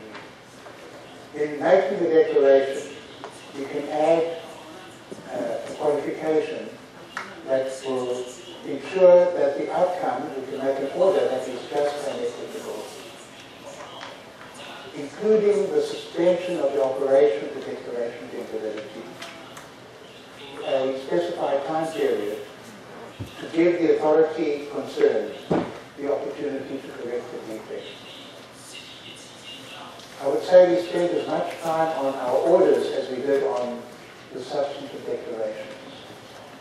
And we would invite, if we started down the law, we would invite Parliament to tell us how much time they would need to make a correction.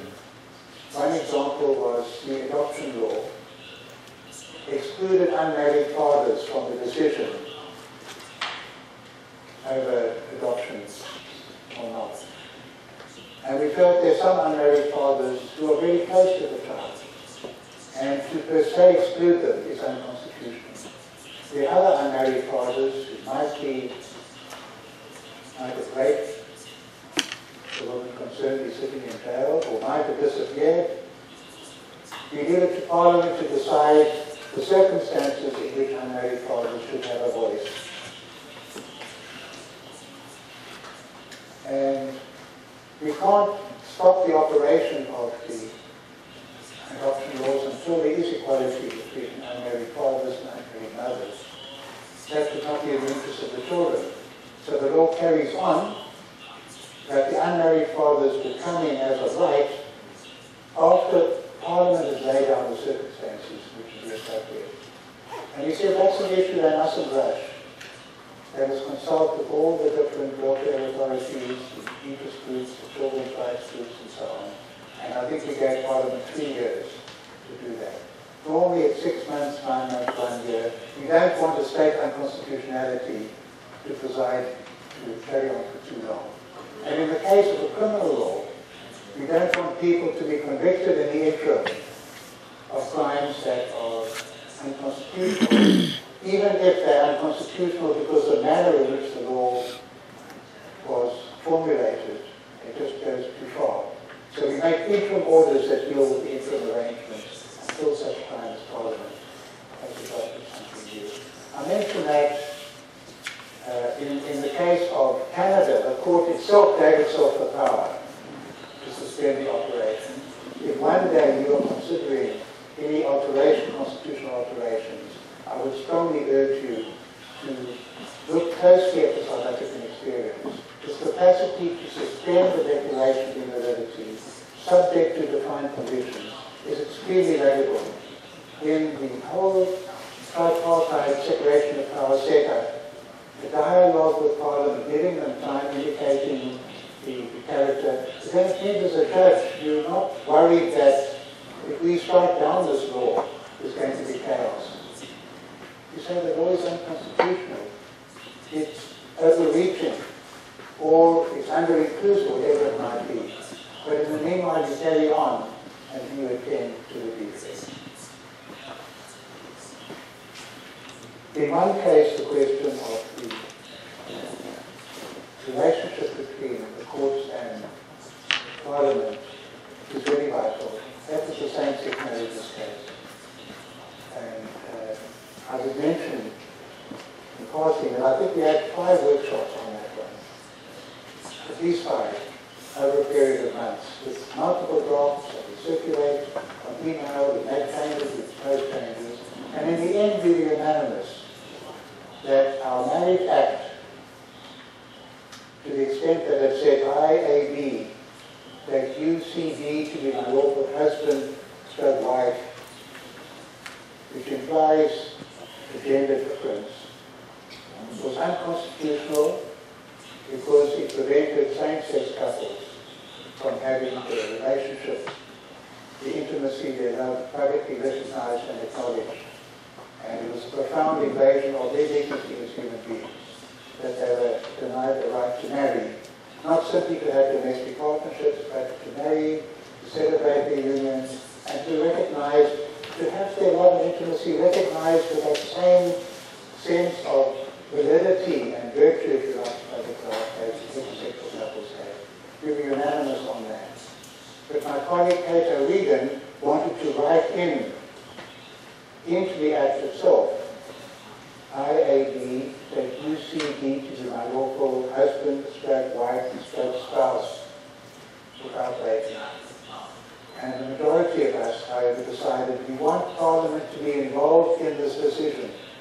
It's their responsibility as much as it is the responsibility of the courts to uphold the equality clause in our Constitution. And we sent the matter to Parliament to make the necessary corrections. It was an interesting thing. We didn't want to strike down the Marriage Act to say, well, if gays and lesbians can't marry, then no one can marry. Can you imagine the equality of resentment? Straight couples would say, just because those people want to get married, we can't marry. And gays and lesbians say, just as we're about to get to the mountaintops, marriage is abolished by the court. We call that equality of the graveyard. You want equality of the vineyard.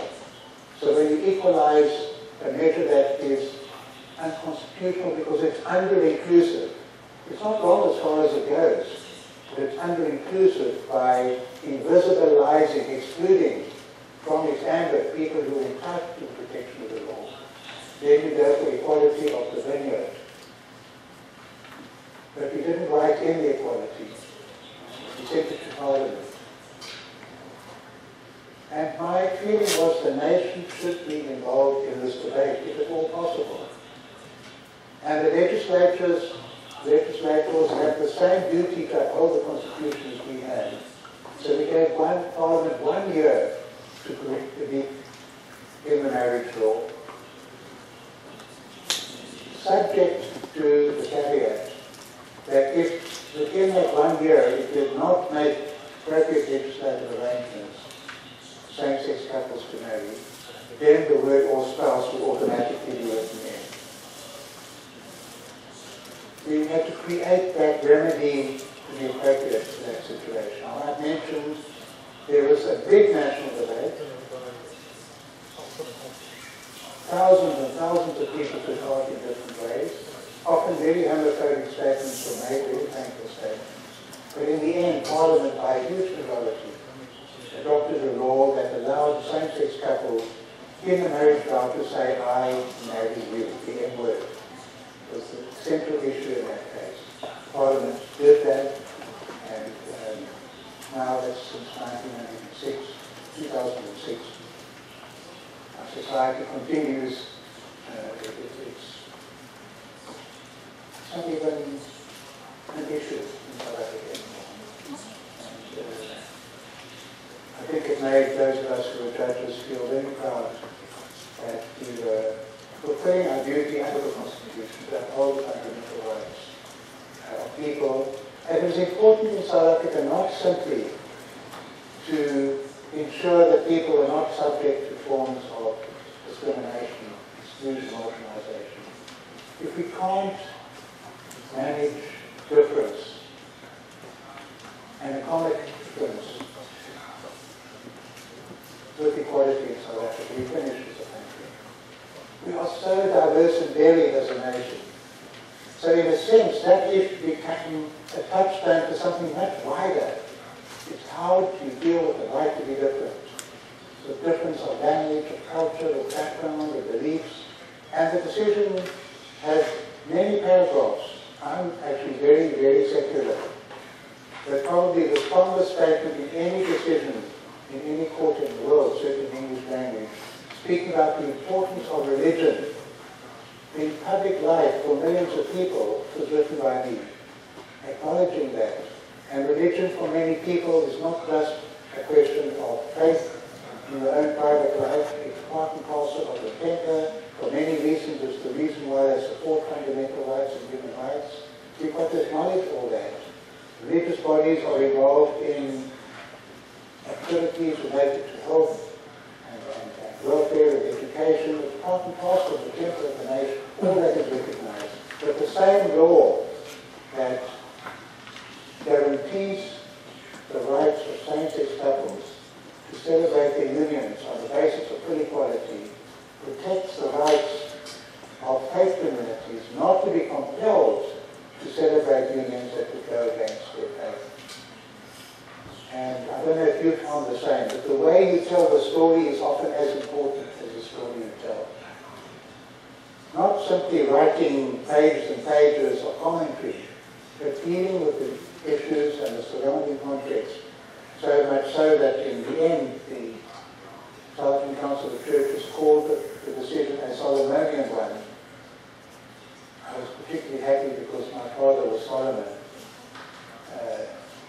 But that idea of the balance between understanding why there was opposition in our court from people quoting from the scriptures and respecting that opposition and saying that people have a different view should not be called bigots. We shouldn't divide the nation between the enlightened, that's us, and the benighted, that's them. But rather try and find a language and a formulation that makes everybody feel included and listened to. That became a very important part of the tenor, if you like, of the decision. And here I think it's important to recognize the jurisdiction of the court, the powers that it has, and the discretion with which those powers will be exercised. The powers are often duties. There's no discretion. You can do it. But how you exercise it is often discretionary. And that requires a lot of what the former Canadian Chief Justice told me once, giving me advice early on, what we call judicial statecraft, a sensibility of how you tell the story, how you exercise the powers. Not in order to simply please any section of the community, but in order to get the most just result that would have the most effective outcome. Enforcing social and economic rights. Constitution expressly includes formulations. Everyone has a right of access to adequate housing. The state shall take reasonable legislative and other measures progressively to realize that right. The first case we had dealt with a man suffering from renal failure on dialysis. He collapsed, he went to state hospital, got dialysis, came out. He wanted to continue there. He was told, sorry, we only have 17 machines. They're very expensive to operate. We give priority, we can only deal with 30% of patients presenting themselves. And we give priority to those who are good candidates for renal transplants. And you have ischemic heart disease, you have structural problems, you have to go to the back of the line. He went to the private sector, exhausting the funds of the family, and he wasn't getting better. He came back to hospital. He says, I have a right. He was dying. We had to decide the case quickly. The pressure was enormous. But we decided, I remember saying to his counsel, feeling his agony, that his client's life depended on the quality of his argument, reminded me of my days as an advocate, and saying, Mr. So-and-so, if resources were coexistent with compassion, this case would be very easy to decide. But resources are limited. And in the end, we decided that we couldn't order that we get treatment. That the decision of the hospital was rational, fair in the circumstances, back from medical criteria. And he got 2 days later, and the press was with us. The pressure is enormous, but you have to be principled. The next case, the big case, was Mrs. Grootboom, 1,000 others, facing winter rains, take their shacks and move to dry ground. They're evicted. They told that this area has been set aside for formal housing. We low down on the queue. They ended up on a sports field. Not a beautiful sports field, just a bit of plastic ground with 3 sticks. When the rains are approaching, they have plastic sheets to protect themselves. They come to court demanding their constitutional rights. And I imagined her existential moment lying there with the children and looking at the clouds at night, moonlit night, and wondering why? Why should we be speaking out in the open like this? I've done nothing wrong. All I want is the right for my children to have a roof over their heads. And I'm sitting up on the court on the bench and I'm saying, how? I'm a judge. I fought for social economic rights before I was a judge. We included in the Constitution. How do we do it? We judges can't take over the housing program.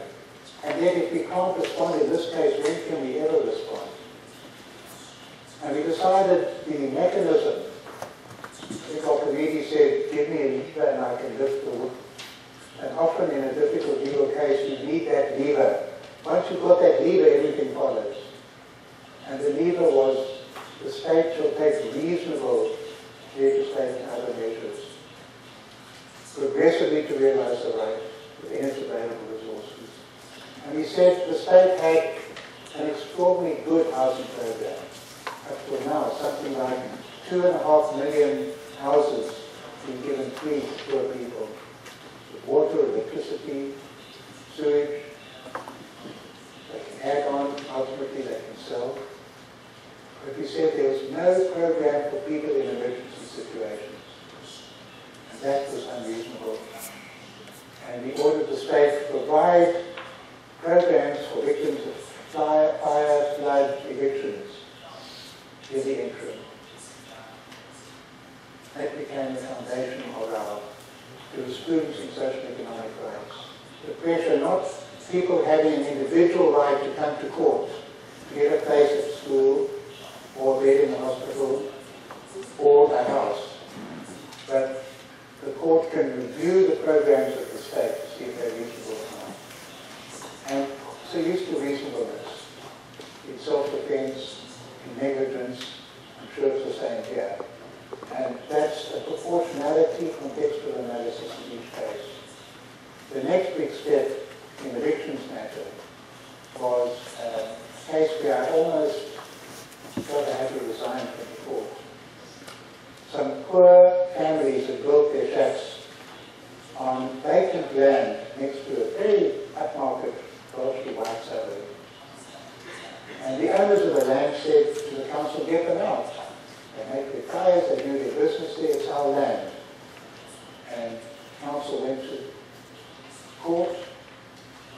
The Constitution says no one shall be evicted from their homes except by court order that take account of all circumstances.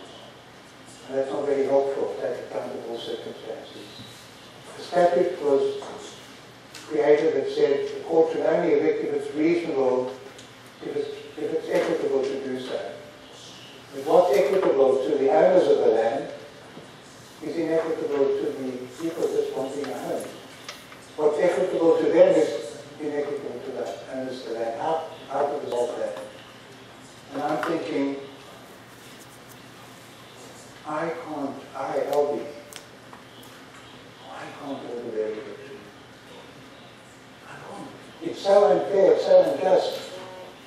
People have got their homes, beautiful homes. As a result of apartheid, they affluent, they live off, they own land. Apartheid law restricted ownership of land to 87% of South Africa to whites only. It's in the law. It drove the African people off the land. It made the migrant workers displaced human beings in their own country. And now, what are the poor families doing? They're putting up their shops on the bit of vacant land. I know why that's happened. I, as Albie, the freedom fighter, I can't order their eviction.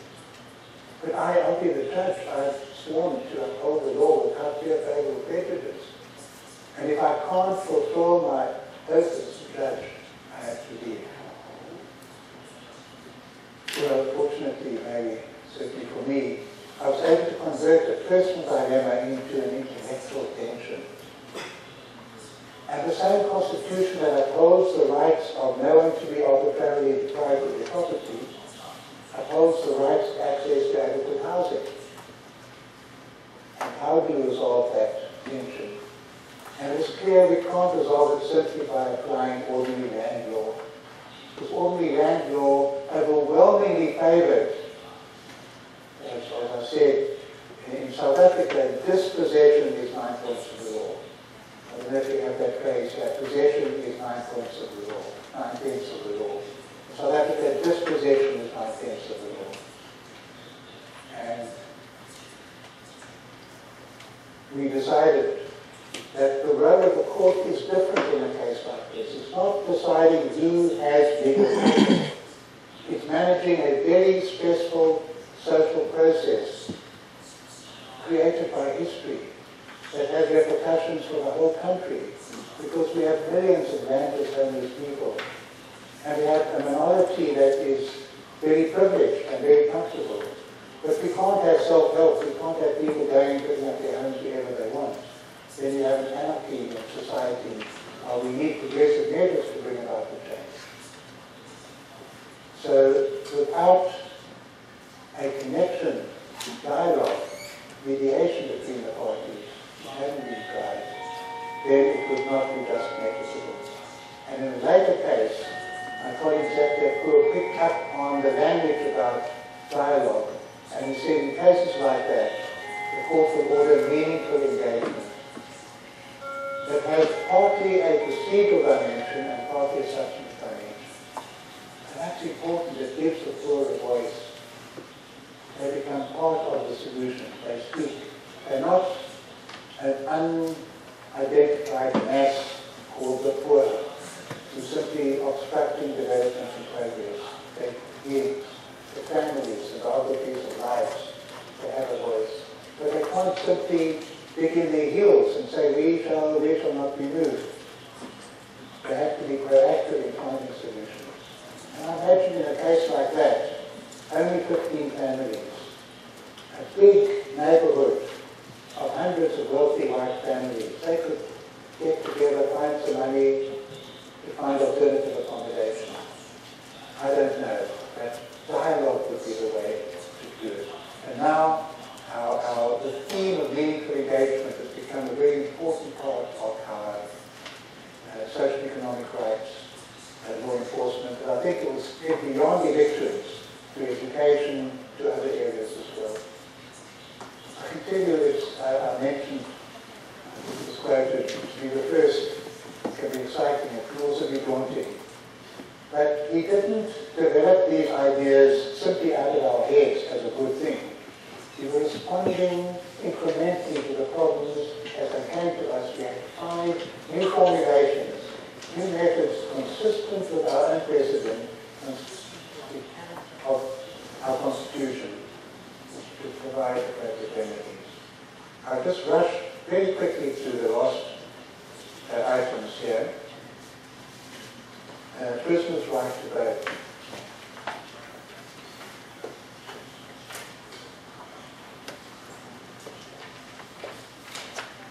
In the first elections under our democracy, the Independent Electoral Commission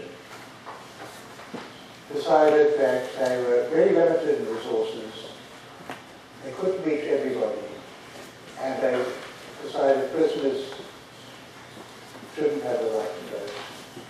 I think the underlying theme was A, it's difficult to organize, B, they brought it on themselves. Lawyers for human rights brought the case came to our court. In some cases you have to deal with in a hurry. It's no good giving a decision after the elections have taken place.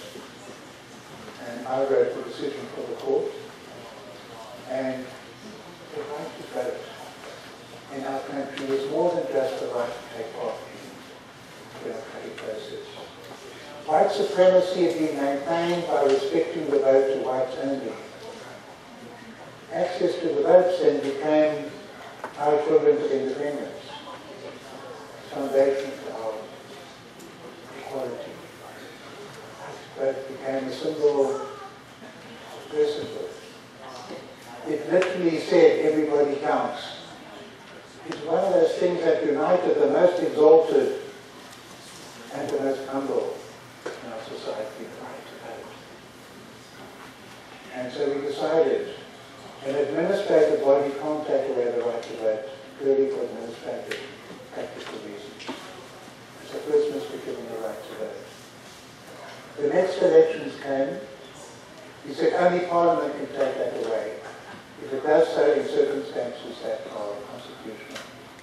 The next elections, Parliament did take away the right of prisoners to vote, saying only those prisoners who were kept in prison because they couldn't pay bail, or those who couldn't get this fine as an alternative had the right to vote.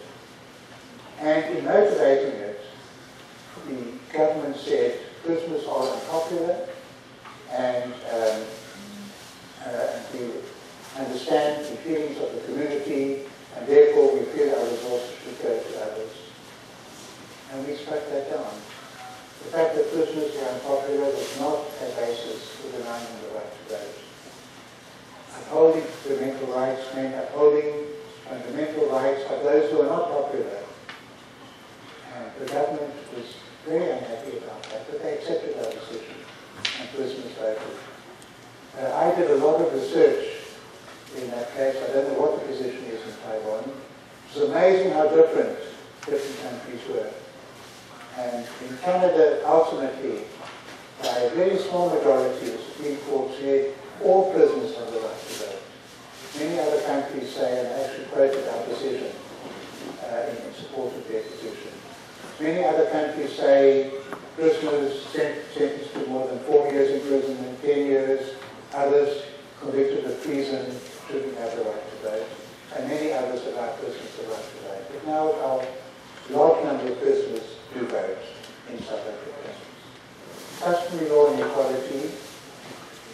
Customary law as written down by white magistrates in league with elderly positionless patriarchs was completely patriarchal in character. The man was the head of the family, the woman was seen as having the status of a child, to be respected of course, but not to have property rights, not to have equal rights in the family. And in one way and another this issue has cropped up several times in our court. In one case, it was the right of the tribal community itself to have a woman as their chief, as their king, their queen. And they wanted it. And the incumbent supported it, but then as he was approaching death, he said, no, that's not our African tradition, my son must take over. He died. The government appointed the woman who the community wanted. The son went to court, and the High Court said, in terms of African culture and tradition, you cannot choose a king is born. It was taken on appeal to the Supreme Court of Appeal that held that position, came to us. And I remember the court was packed. Women came down in buses. One busload occupied the court from 10 o'clock to 11:15. We had a tea break, they went out, the other busload came in afterwards. And I might mention at the end of the day, the presiding, the Chief Justice, spoke to the people there. Got one of his clerks speaking in their language, the Tonga, to say we appreciate very much your patience, your dignity in hearing proceedings in the language that's not yours. Didn't say we're going to give judgment in your favour. It was just a way of making them feel welcome that this is your court. I was very proud of that moment. And in the end, we upheld the rights of the community to prefer a woman to be their leader. She was in the lineage. She'd been excluded under apartheid because she was a woman. And we said customary law is living customary law. It evolves. It's not frozen. It shouldn't be ossified. And its power comes from the fact that it's responding to the changing needs and values of the community.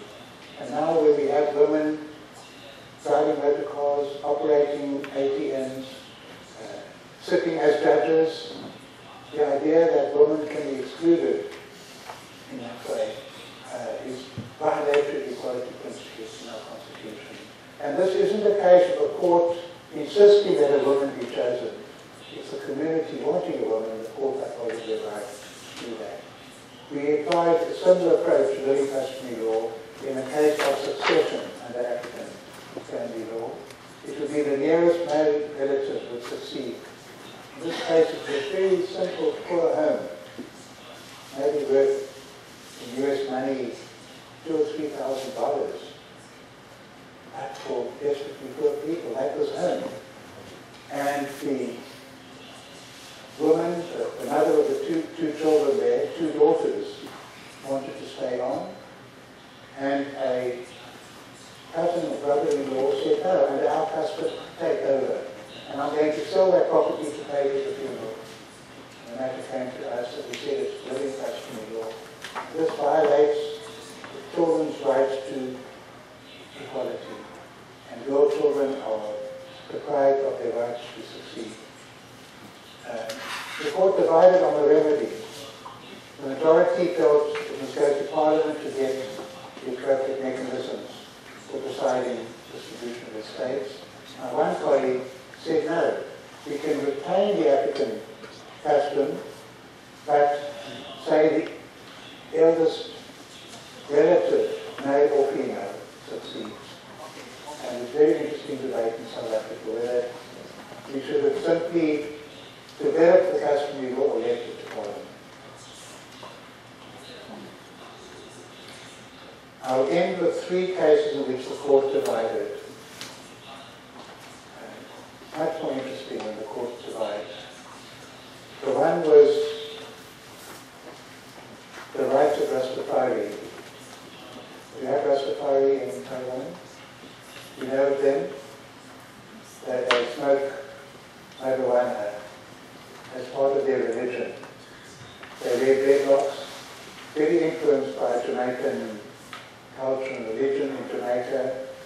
A Rastafari group claiming to have an identification with an Ethiopian prince called Ras Tafari, the African origin, set up that group, and now we have the Rastafari community in Cape Town, and they said smoking marijuana is part of our religion, and they claimed the right to smoke.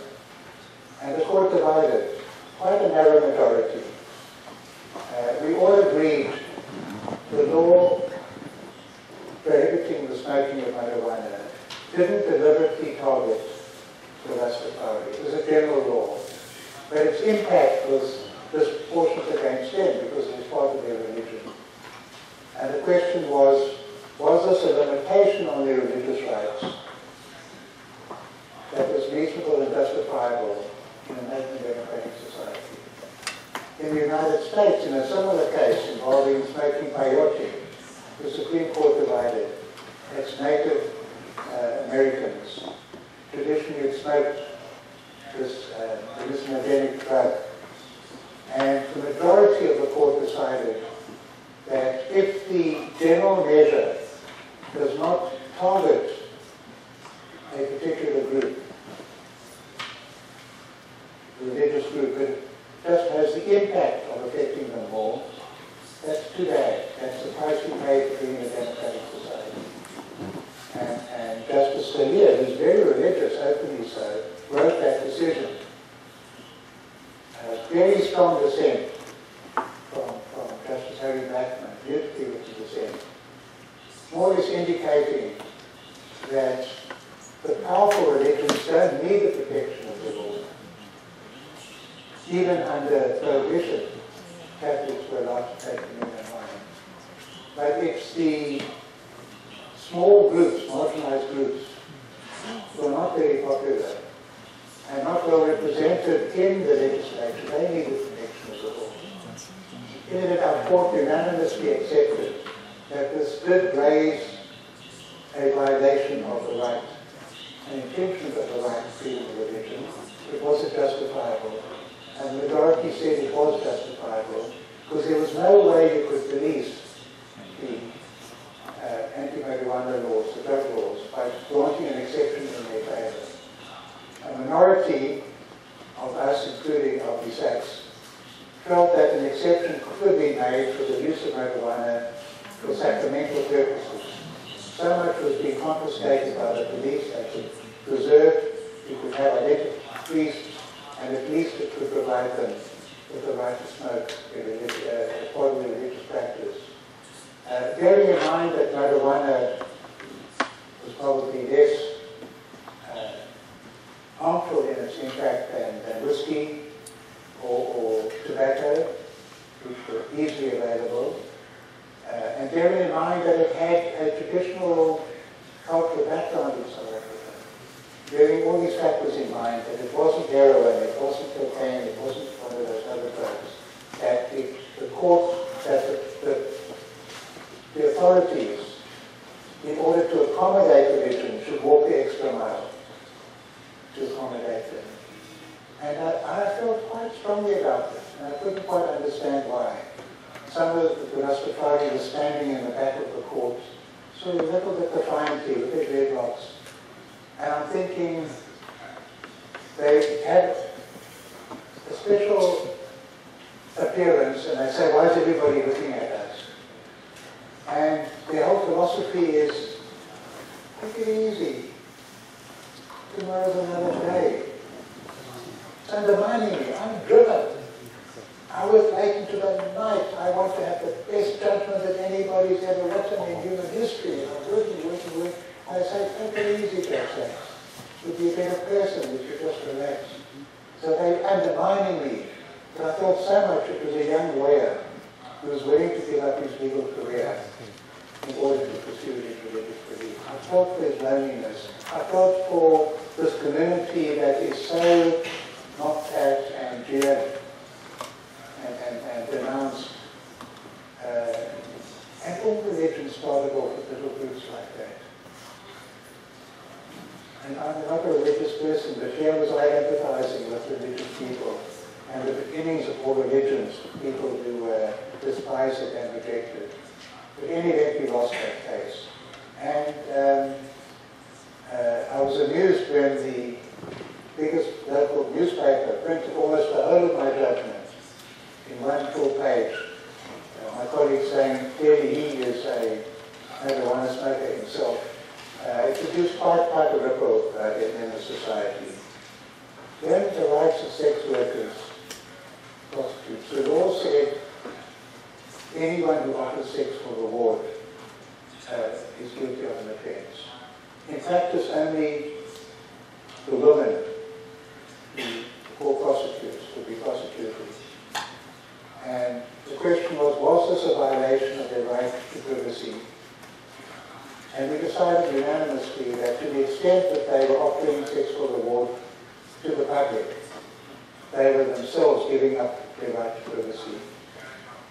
But some of us felt there was couple standards were being applied. She was being prosecuted. What about him? The supplier of the sex, but not the creator of the demand. And we had very intense debates on the court. And the law clerks divided. And the women law clerks were furious with their judges, men judges who couldn't accept the argument that Cato Regan and I advanced, that in fact there was an equality dimension here. Even though the language was neutral, it presupposed women. If you have a male prostitute, you say male prostitute. Because when you speak of a prostitute, the assumption is women.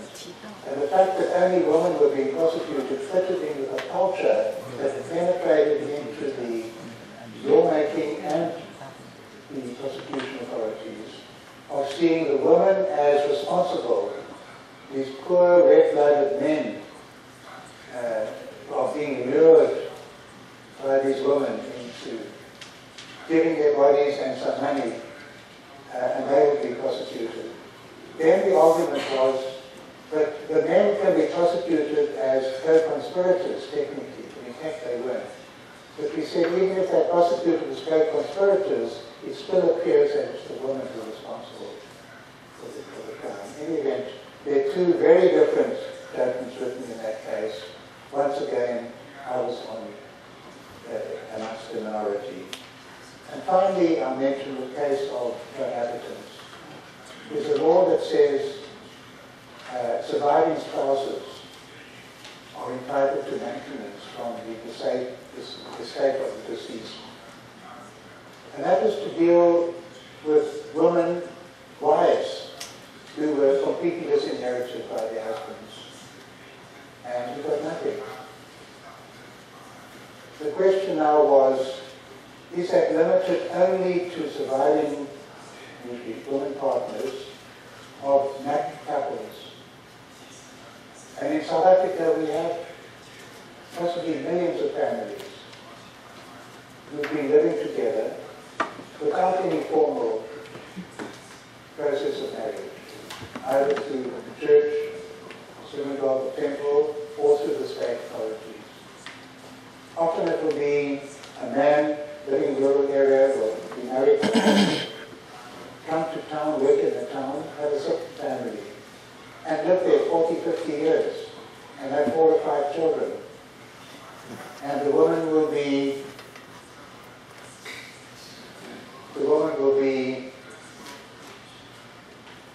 looking after the man in his last years, and she gets nothing. So I thought this was unfair discrimination on grounds of marital status. But the fact was the majority of the court felt if you are married, then you have a right to maintenance during the subsistence of the marriage. If you're not married, you're out, and you can't succeed. One result of that was a feminist group did a study of the extent to which judges on the court upheld the rights of women. And I was told this by Cato Regan, she was very amused, that I scored higher than Cato Regan had won the court on that particular, because of my decision in that particular case. I'll give you these cases to give you some idea of the flavor. And I just want to say it's been an enormous moment for me to be able to pass on our experience to you here in Taiwan. As you could see, I've received a sign saying the ticket is overdue, but I'm sitting on the bench here, and the program says it's 12:30. There's supposed to be half an hour for questions and answers, and unless somebody overrules me, and we have a sunflower moment in the proceedings, I'm going to suggest we carry on to 10 minutes for questions and answers.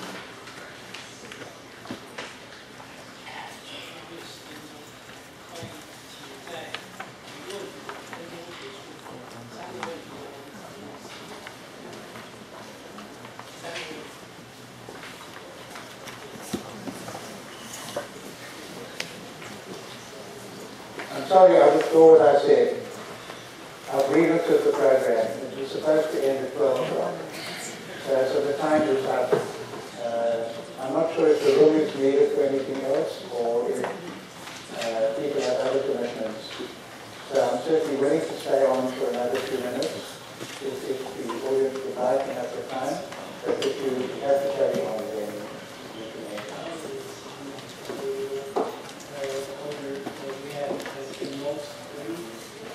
Okay.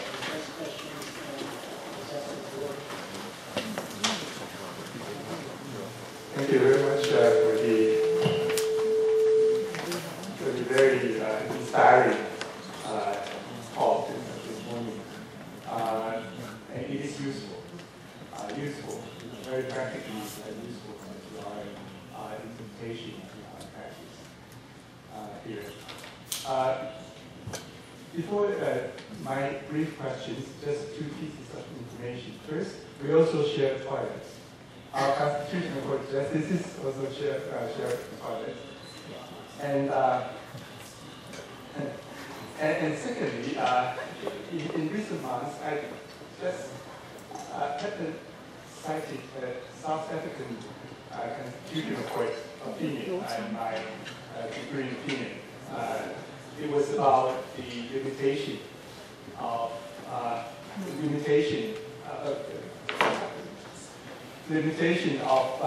statute of limitations kind of issue. I found the argument or the elaboration of the reasons having to do with the quality of judicial decisions. Very useful. So there was the case I cited South African Constitutional Court. 2 very brief questions. First is about the approaches. The approaches of interpreting your constitution. You mentioned resorting to text and then purpose. And you also mentioned context in various settings. So my question is whether when you look at the practice in other jurisdictions, the Supreme Court or German Constitutional Court decisions, you consider this as some kind of reference to help you understand your text or to help you formulating or defining the purpose of your constitution. And related question is about treaties, human rights treaties. How do you apply or how do you look at human rights treaties to be helpful in interpreting your constitution? And secondly, about the power to review the constitutionality of constitution provisions. We happen to have a case several months ago. We are requested to review the constitutionality of our constitution. One difficult point in the whole process was defining the fundamental norms or the eternal part of our constitution to say that this is so fundamental, of so high value, so that any further amendment cannot have any different provisions against or not be in line with such value. In your experience, I also noticed that in your constitution, your court also has such rights of deciding the constitutionality of constitutional amendments. So in your experience or from your view, whether there is any problem of defining the eternal part in your constitution or serving as the basis to decide the constitutionality of constitutional amendments. Thank you. 各提一个问题，而且短于好不好？刚刚我看到是会议是。Well, Mr. Sachs,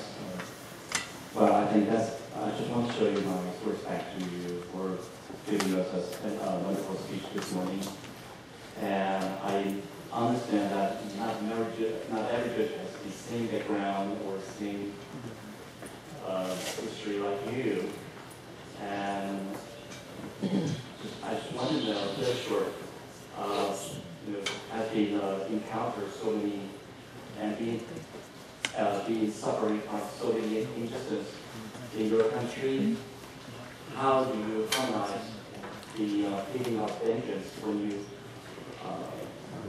face the persons who are used to standing on the opposite side against you, and how do you keep yourself impartial internally and also externally? That is, you may answer very short, but I just want to know how you harmonize all this kind of feelings. Thank you.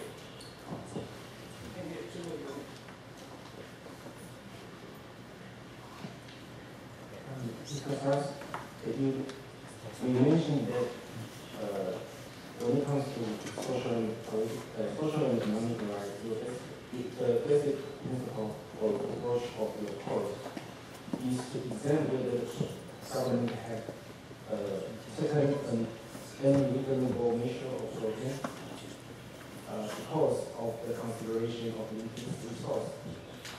I would like to know if the same consideration occurs in other issues such as transitional justice.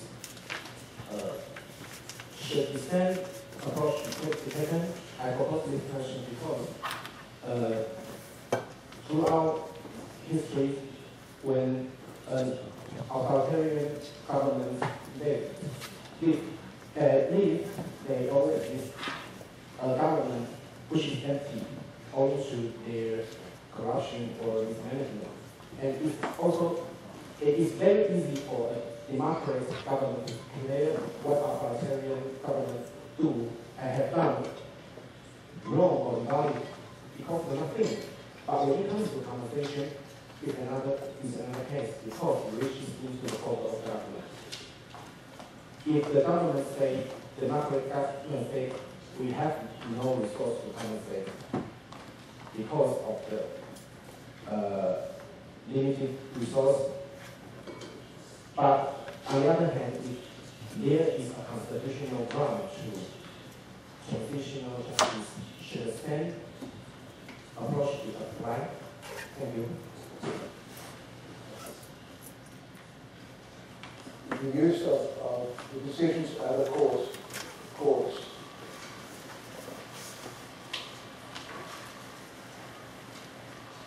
Well, one of the qualifying interpretive factors in our Constitution is the requirement to interpret the Constitution, the Bill of Rights, according to the standards of open and democratic societies. That appeared in the text. So where do you get those standards from? And you don't say America is an open democratic society or India is. It's not a nation, it's a notional thing, it's an ideal type. And you're looking at essential qualities of open democratic society. But you get evidence from the decisions of courts, how they deal with, and it's amazing how similar issues are of how far can the state go in dealing with threats to security, for example. And the same issues are being dealt with all over the world now. And it's partly because of the international conferences, it's partly now the globalization, the positive side of globalization, human rights ideas are going all over the world. And so we get value from that. And but it's the quality of the reasoning that it's not so much the actual decision. And we find, yes, I read an American judge, she's dealing with Senator O'Connor, whether or not it's possible for a municipal authority to have a crib with Jesus at Christmas time, spending state money, municipal money in a public place.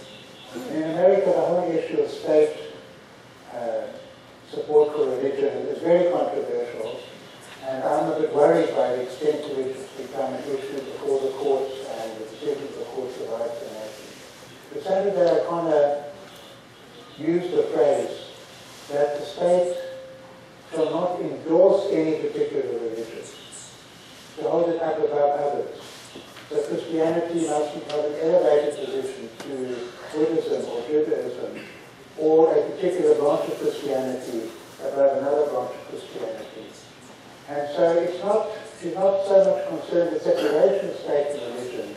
It's with the state endorsing some kind of orthodoxy. And I found that in a case that dealt with the selling of liquor on Sundays, the law prohibited selling of liquor on Sundays, Good Friday and Christmas, choosing Christian holidays. Was that unconstitutional or not? And it was brought by 7-Eleven, the great upholders of freedom of religion, wanting freedom of religion so they could sell liquor on Sundays, Good Fridays, and for purely commercial reasons. And it was one of my law class, Fatima, Muslim. I said, this is so trivial. The name is freedom of religion. And she said, Albie, these little details mean a lot to people because they are symbols of something that hurts us, that makes us feel we don't fully belong. So I ended up writing my judgment by saying that, quoting her, the state will not endorse any particular religion, as saying it does limit religious freedom in this country because it is elevating Christianity above other religions. If it only be Sundays, you could say Sundays become a day of rest. It started off as Sabbatarian, but now it's a day of rest for everybody. Workers' rights recognize Sunday as a day of rest.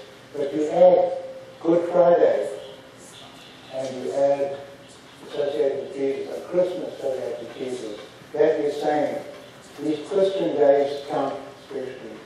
But then I went on to say the limitation of religious freedom is very small. It's a relic of the past. We don't have one religion in privilege in South Africa anymore.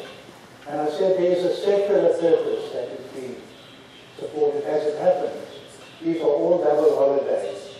And if it stops extra drinking on double holidays, one could find a secular motive to justify it. I didn't feel the first pronouncement of the Court on Freedom of Religion should end up being long live the right of 7-Eleven to sell booze on Sundays and those holidays. So I said it's a justifiable limitation, justifiable not on grounds of the importance of the religion, but on grounds of the public purpose, preventing spousal abuse, drunk driving, and so on.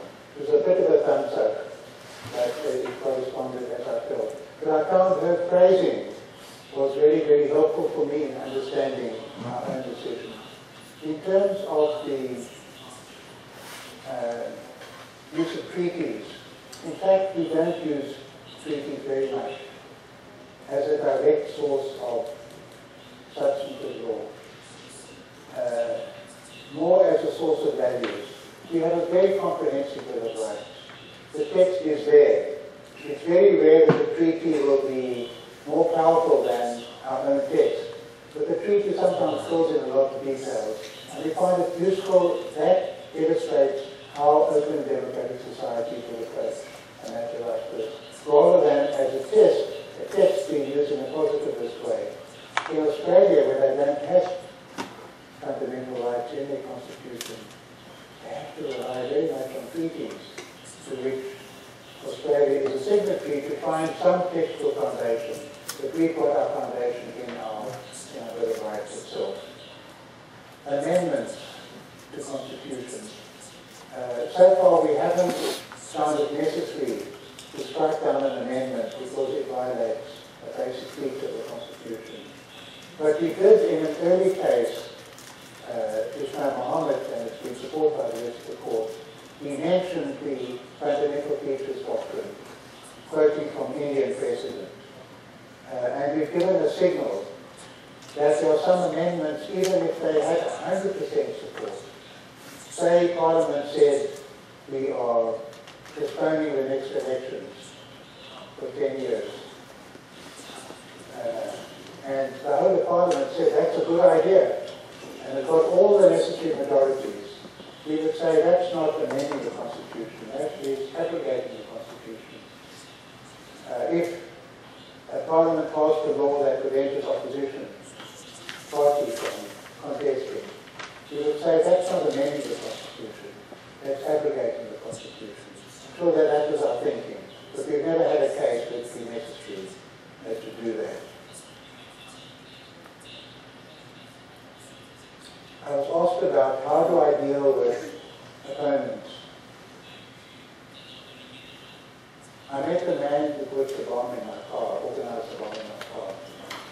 He was going to the Truth Commission, and he asked me was I willing to see him, because he was acknowledging what he did. And he went to the Truth Commission, and I ended up, I shook his hand. And I felt I benefited from that process. That we're not opponents anymore. That he has followed the processes our society has provided for people now to acknowledge the crimes that they committed. And that's what I call my soft vengeance. The soft vengeance is living under democracy. It's not punishing them, not doing to them what they did to us. It's transcending. Our whole lives have been dedicated to transcending the meanness, the arrogance, the selfishness, the bitterness of the past, and creating a society in which everybody is free, including those who did terrible things to us. And if somebody who did terrible things to us is treated with justice and fairness, I feel better. And if I'm party to that, I feel better. I don't feel that why should I protect the rights of this person who didn't protect my rights. I feel I was a volunteer for freedom. I was a volunteer in the justice struggle. And I feel triumphant now that our values are succeeding rather than that we are beating down other individuals. We want to encourage them to feel cross-elimination. And when it comes to the impartiality of the court, I mentioned I've given decisions against the ANC. The ANC supported the new text of the Constitution. I've given decisions against that. And they accepted that. And that's our new society. Finally, the reasonableness.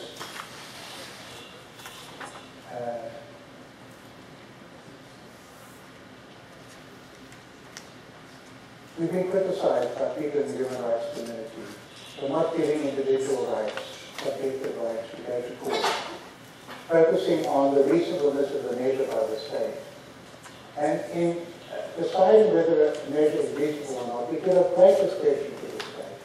They have to handle the resources. I don't know anything about housing, reticulation, water supplies, safety, fireproof. I don't know about that. I know about human rights. I know about human dignity. So we give them great latitude. We don't say we could come up with a better housing program. But the program has to be within the limits of reasonableness. And that's being applied in a whole range of different areas. It's now being applied to the quality of schools. The children are in night schools with no water. It's being applied to the provision of textbooks. But it's focusing on the measures being taken by the state.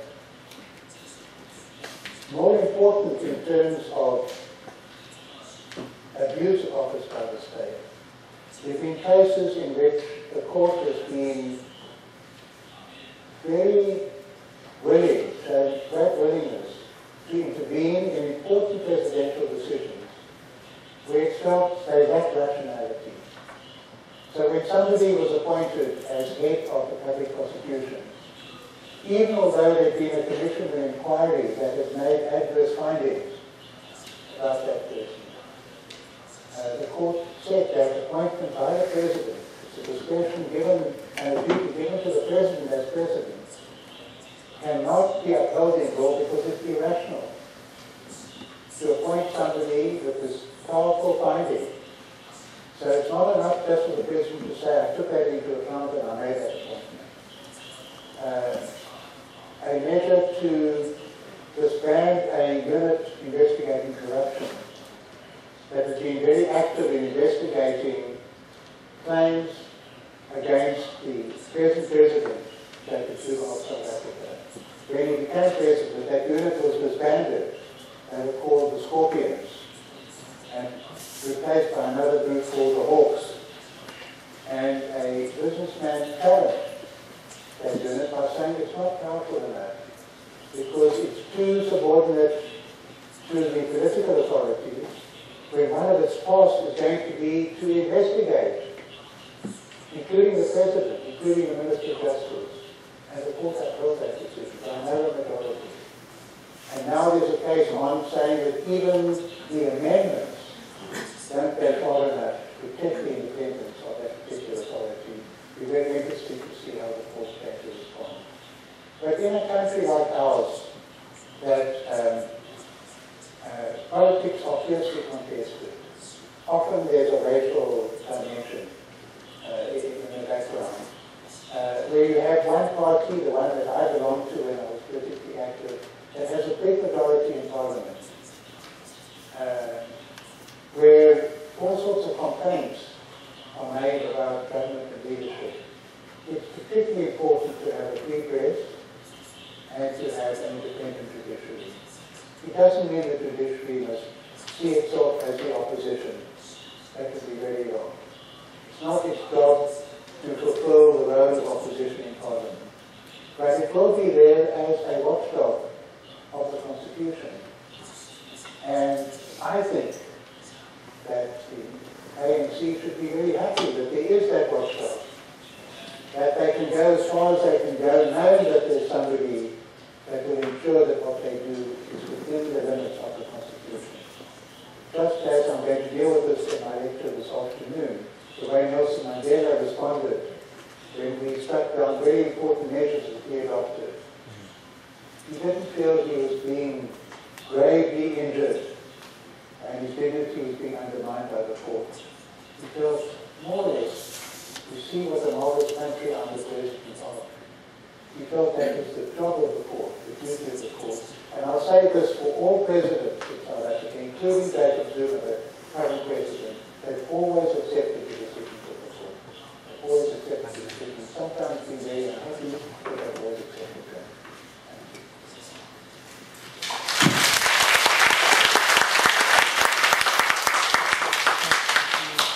It's difficult to raise short questions, even more difficult to give short answers.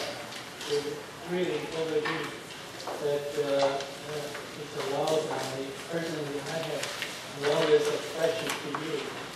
You might allow to give technical. I should practice. It's so important. One small question that I really need is short answer to the question from Lord about your power constitution to decide constitutionality. And according to you, was used after the new constitution in 6 months. Right? My question is simply, on what would you decide on this? Is it on the old 34 principles which are still existing, or is it on Article 1, the new principles? And is there a difference when you decide on the amendments, which is based on 2/3 majority, and those in Chapter 1 on from 3/4 majority? How come something like this? We don't have any article empowering the justice to decide on constitutionality over the constitutional amendment, but we simply invented it once, twice, maybe 4 times. And then we have amended our procedure on constitutional amendment from the representative way to Parliament to more or less the referendum. Can you imagine when in South Africa you have a new procedure where the constitutional amendment is done through referendum, still will be reviewed by constitution court. It's not regularly in Yes. Well, the short answer is I don't know. But that's too short. Just to clarify, it's only once that we declare the Constitution to be unconstitutional. And even then, to dramatize the point, we declare the constitutional text sent to us for ratification, not to pass the measure. But to dramatize the point, I just said we declare the Constitution to be unconstitutional. So it is a constitutional text that is properly passed in Parliament, but subject to review by us in terms of the existing Constitution. We said didn't measure up. Once it had been compliant, the changes were made. We've never challenged the constitutional text as such, but we've had amendments. And I might say we never look to the principles anymore. They then become sources of interpretation. The text is complete as it stands, and we view it in its context, we view it as an organic whole, and we view it as a textual whole, but we also view it in the context of the needs of our society and the demands of our society. We have reviewed a number of constitutional amendments, and some of them are purely technical, others have been boundary changes that have been quite hotly contested. We've always seen that the proper procedures were followed, and we've validated those constitutional amendments. We mentioned the question of fundamental features in passing as a kind of warning, if you like, for the future. So because we have a fairly explicit text, we would always begin with the text. And the text, for those who don't know, ordinary constitutional amendments require a 2/3 majority. Amendments to the fundamental features and principles, including the Bill of Rights, would require a 3/4 majority. And the hint we've given is, even if you've got a 3/4 majority, if the amendment dealt with a basic feature of constitutionalism, then we might say it's not an amendment, it's an obligation of the Constitution. And we were picking up on jurisprudence in India and elsewhere. If we didn't have any text to guide us, then we might have created a referendum, something of that kind. And maybe if you have the power to create a referendum, you have the power to review the referendum as well. I wasn't have. I think these are judgments that you can't make purely on principles of it. They have to be very contextual. And I think the objective always is to advance democracy, advance constitutionalism. Not the interest of this group or that group or the other, or even of the court. And that requires a deep introspection on the part of the judges. And often you are very, very lonely in the work that you do. And so I need to know much, much more before I even offer my opinion as Albie as to how I approach that matter. But one is aware of the fact that there can be, there's enormous scope for manipulation by political incumbents, by the press, by speaking up public opinion and so on.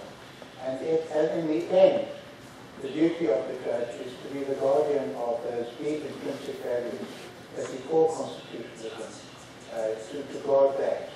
But to be very, very careful about not being drawn into the passions, the political passions that inflame the society, and losing that sense of being independent arbiters. But making those decisions, that requires, that we have to do.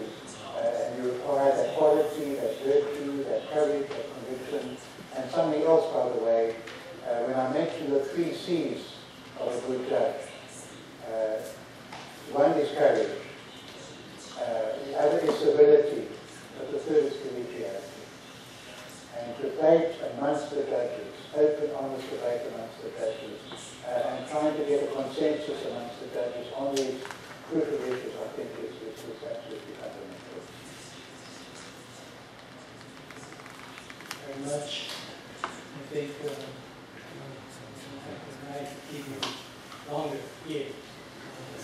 We have to end up discussion at the end. Unless it's expressed. I think we're ready for speech.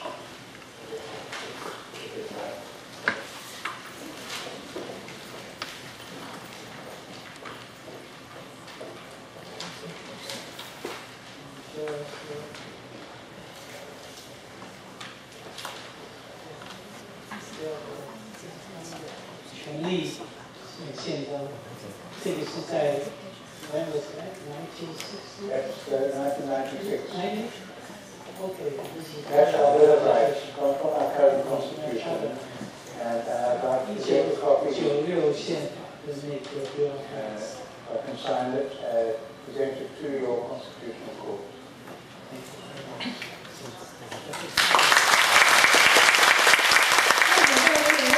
谢谢奥比萨克斯大法官以及苏副院长的主持。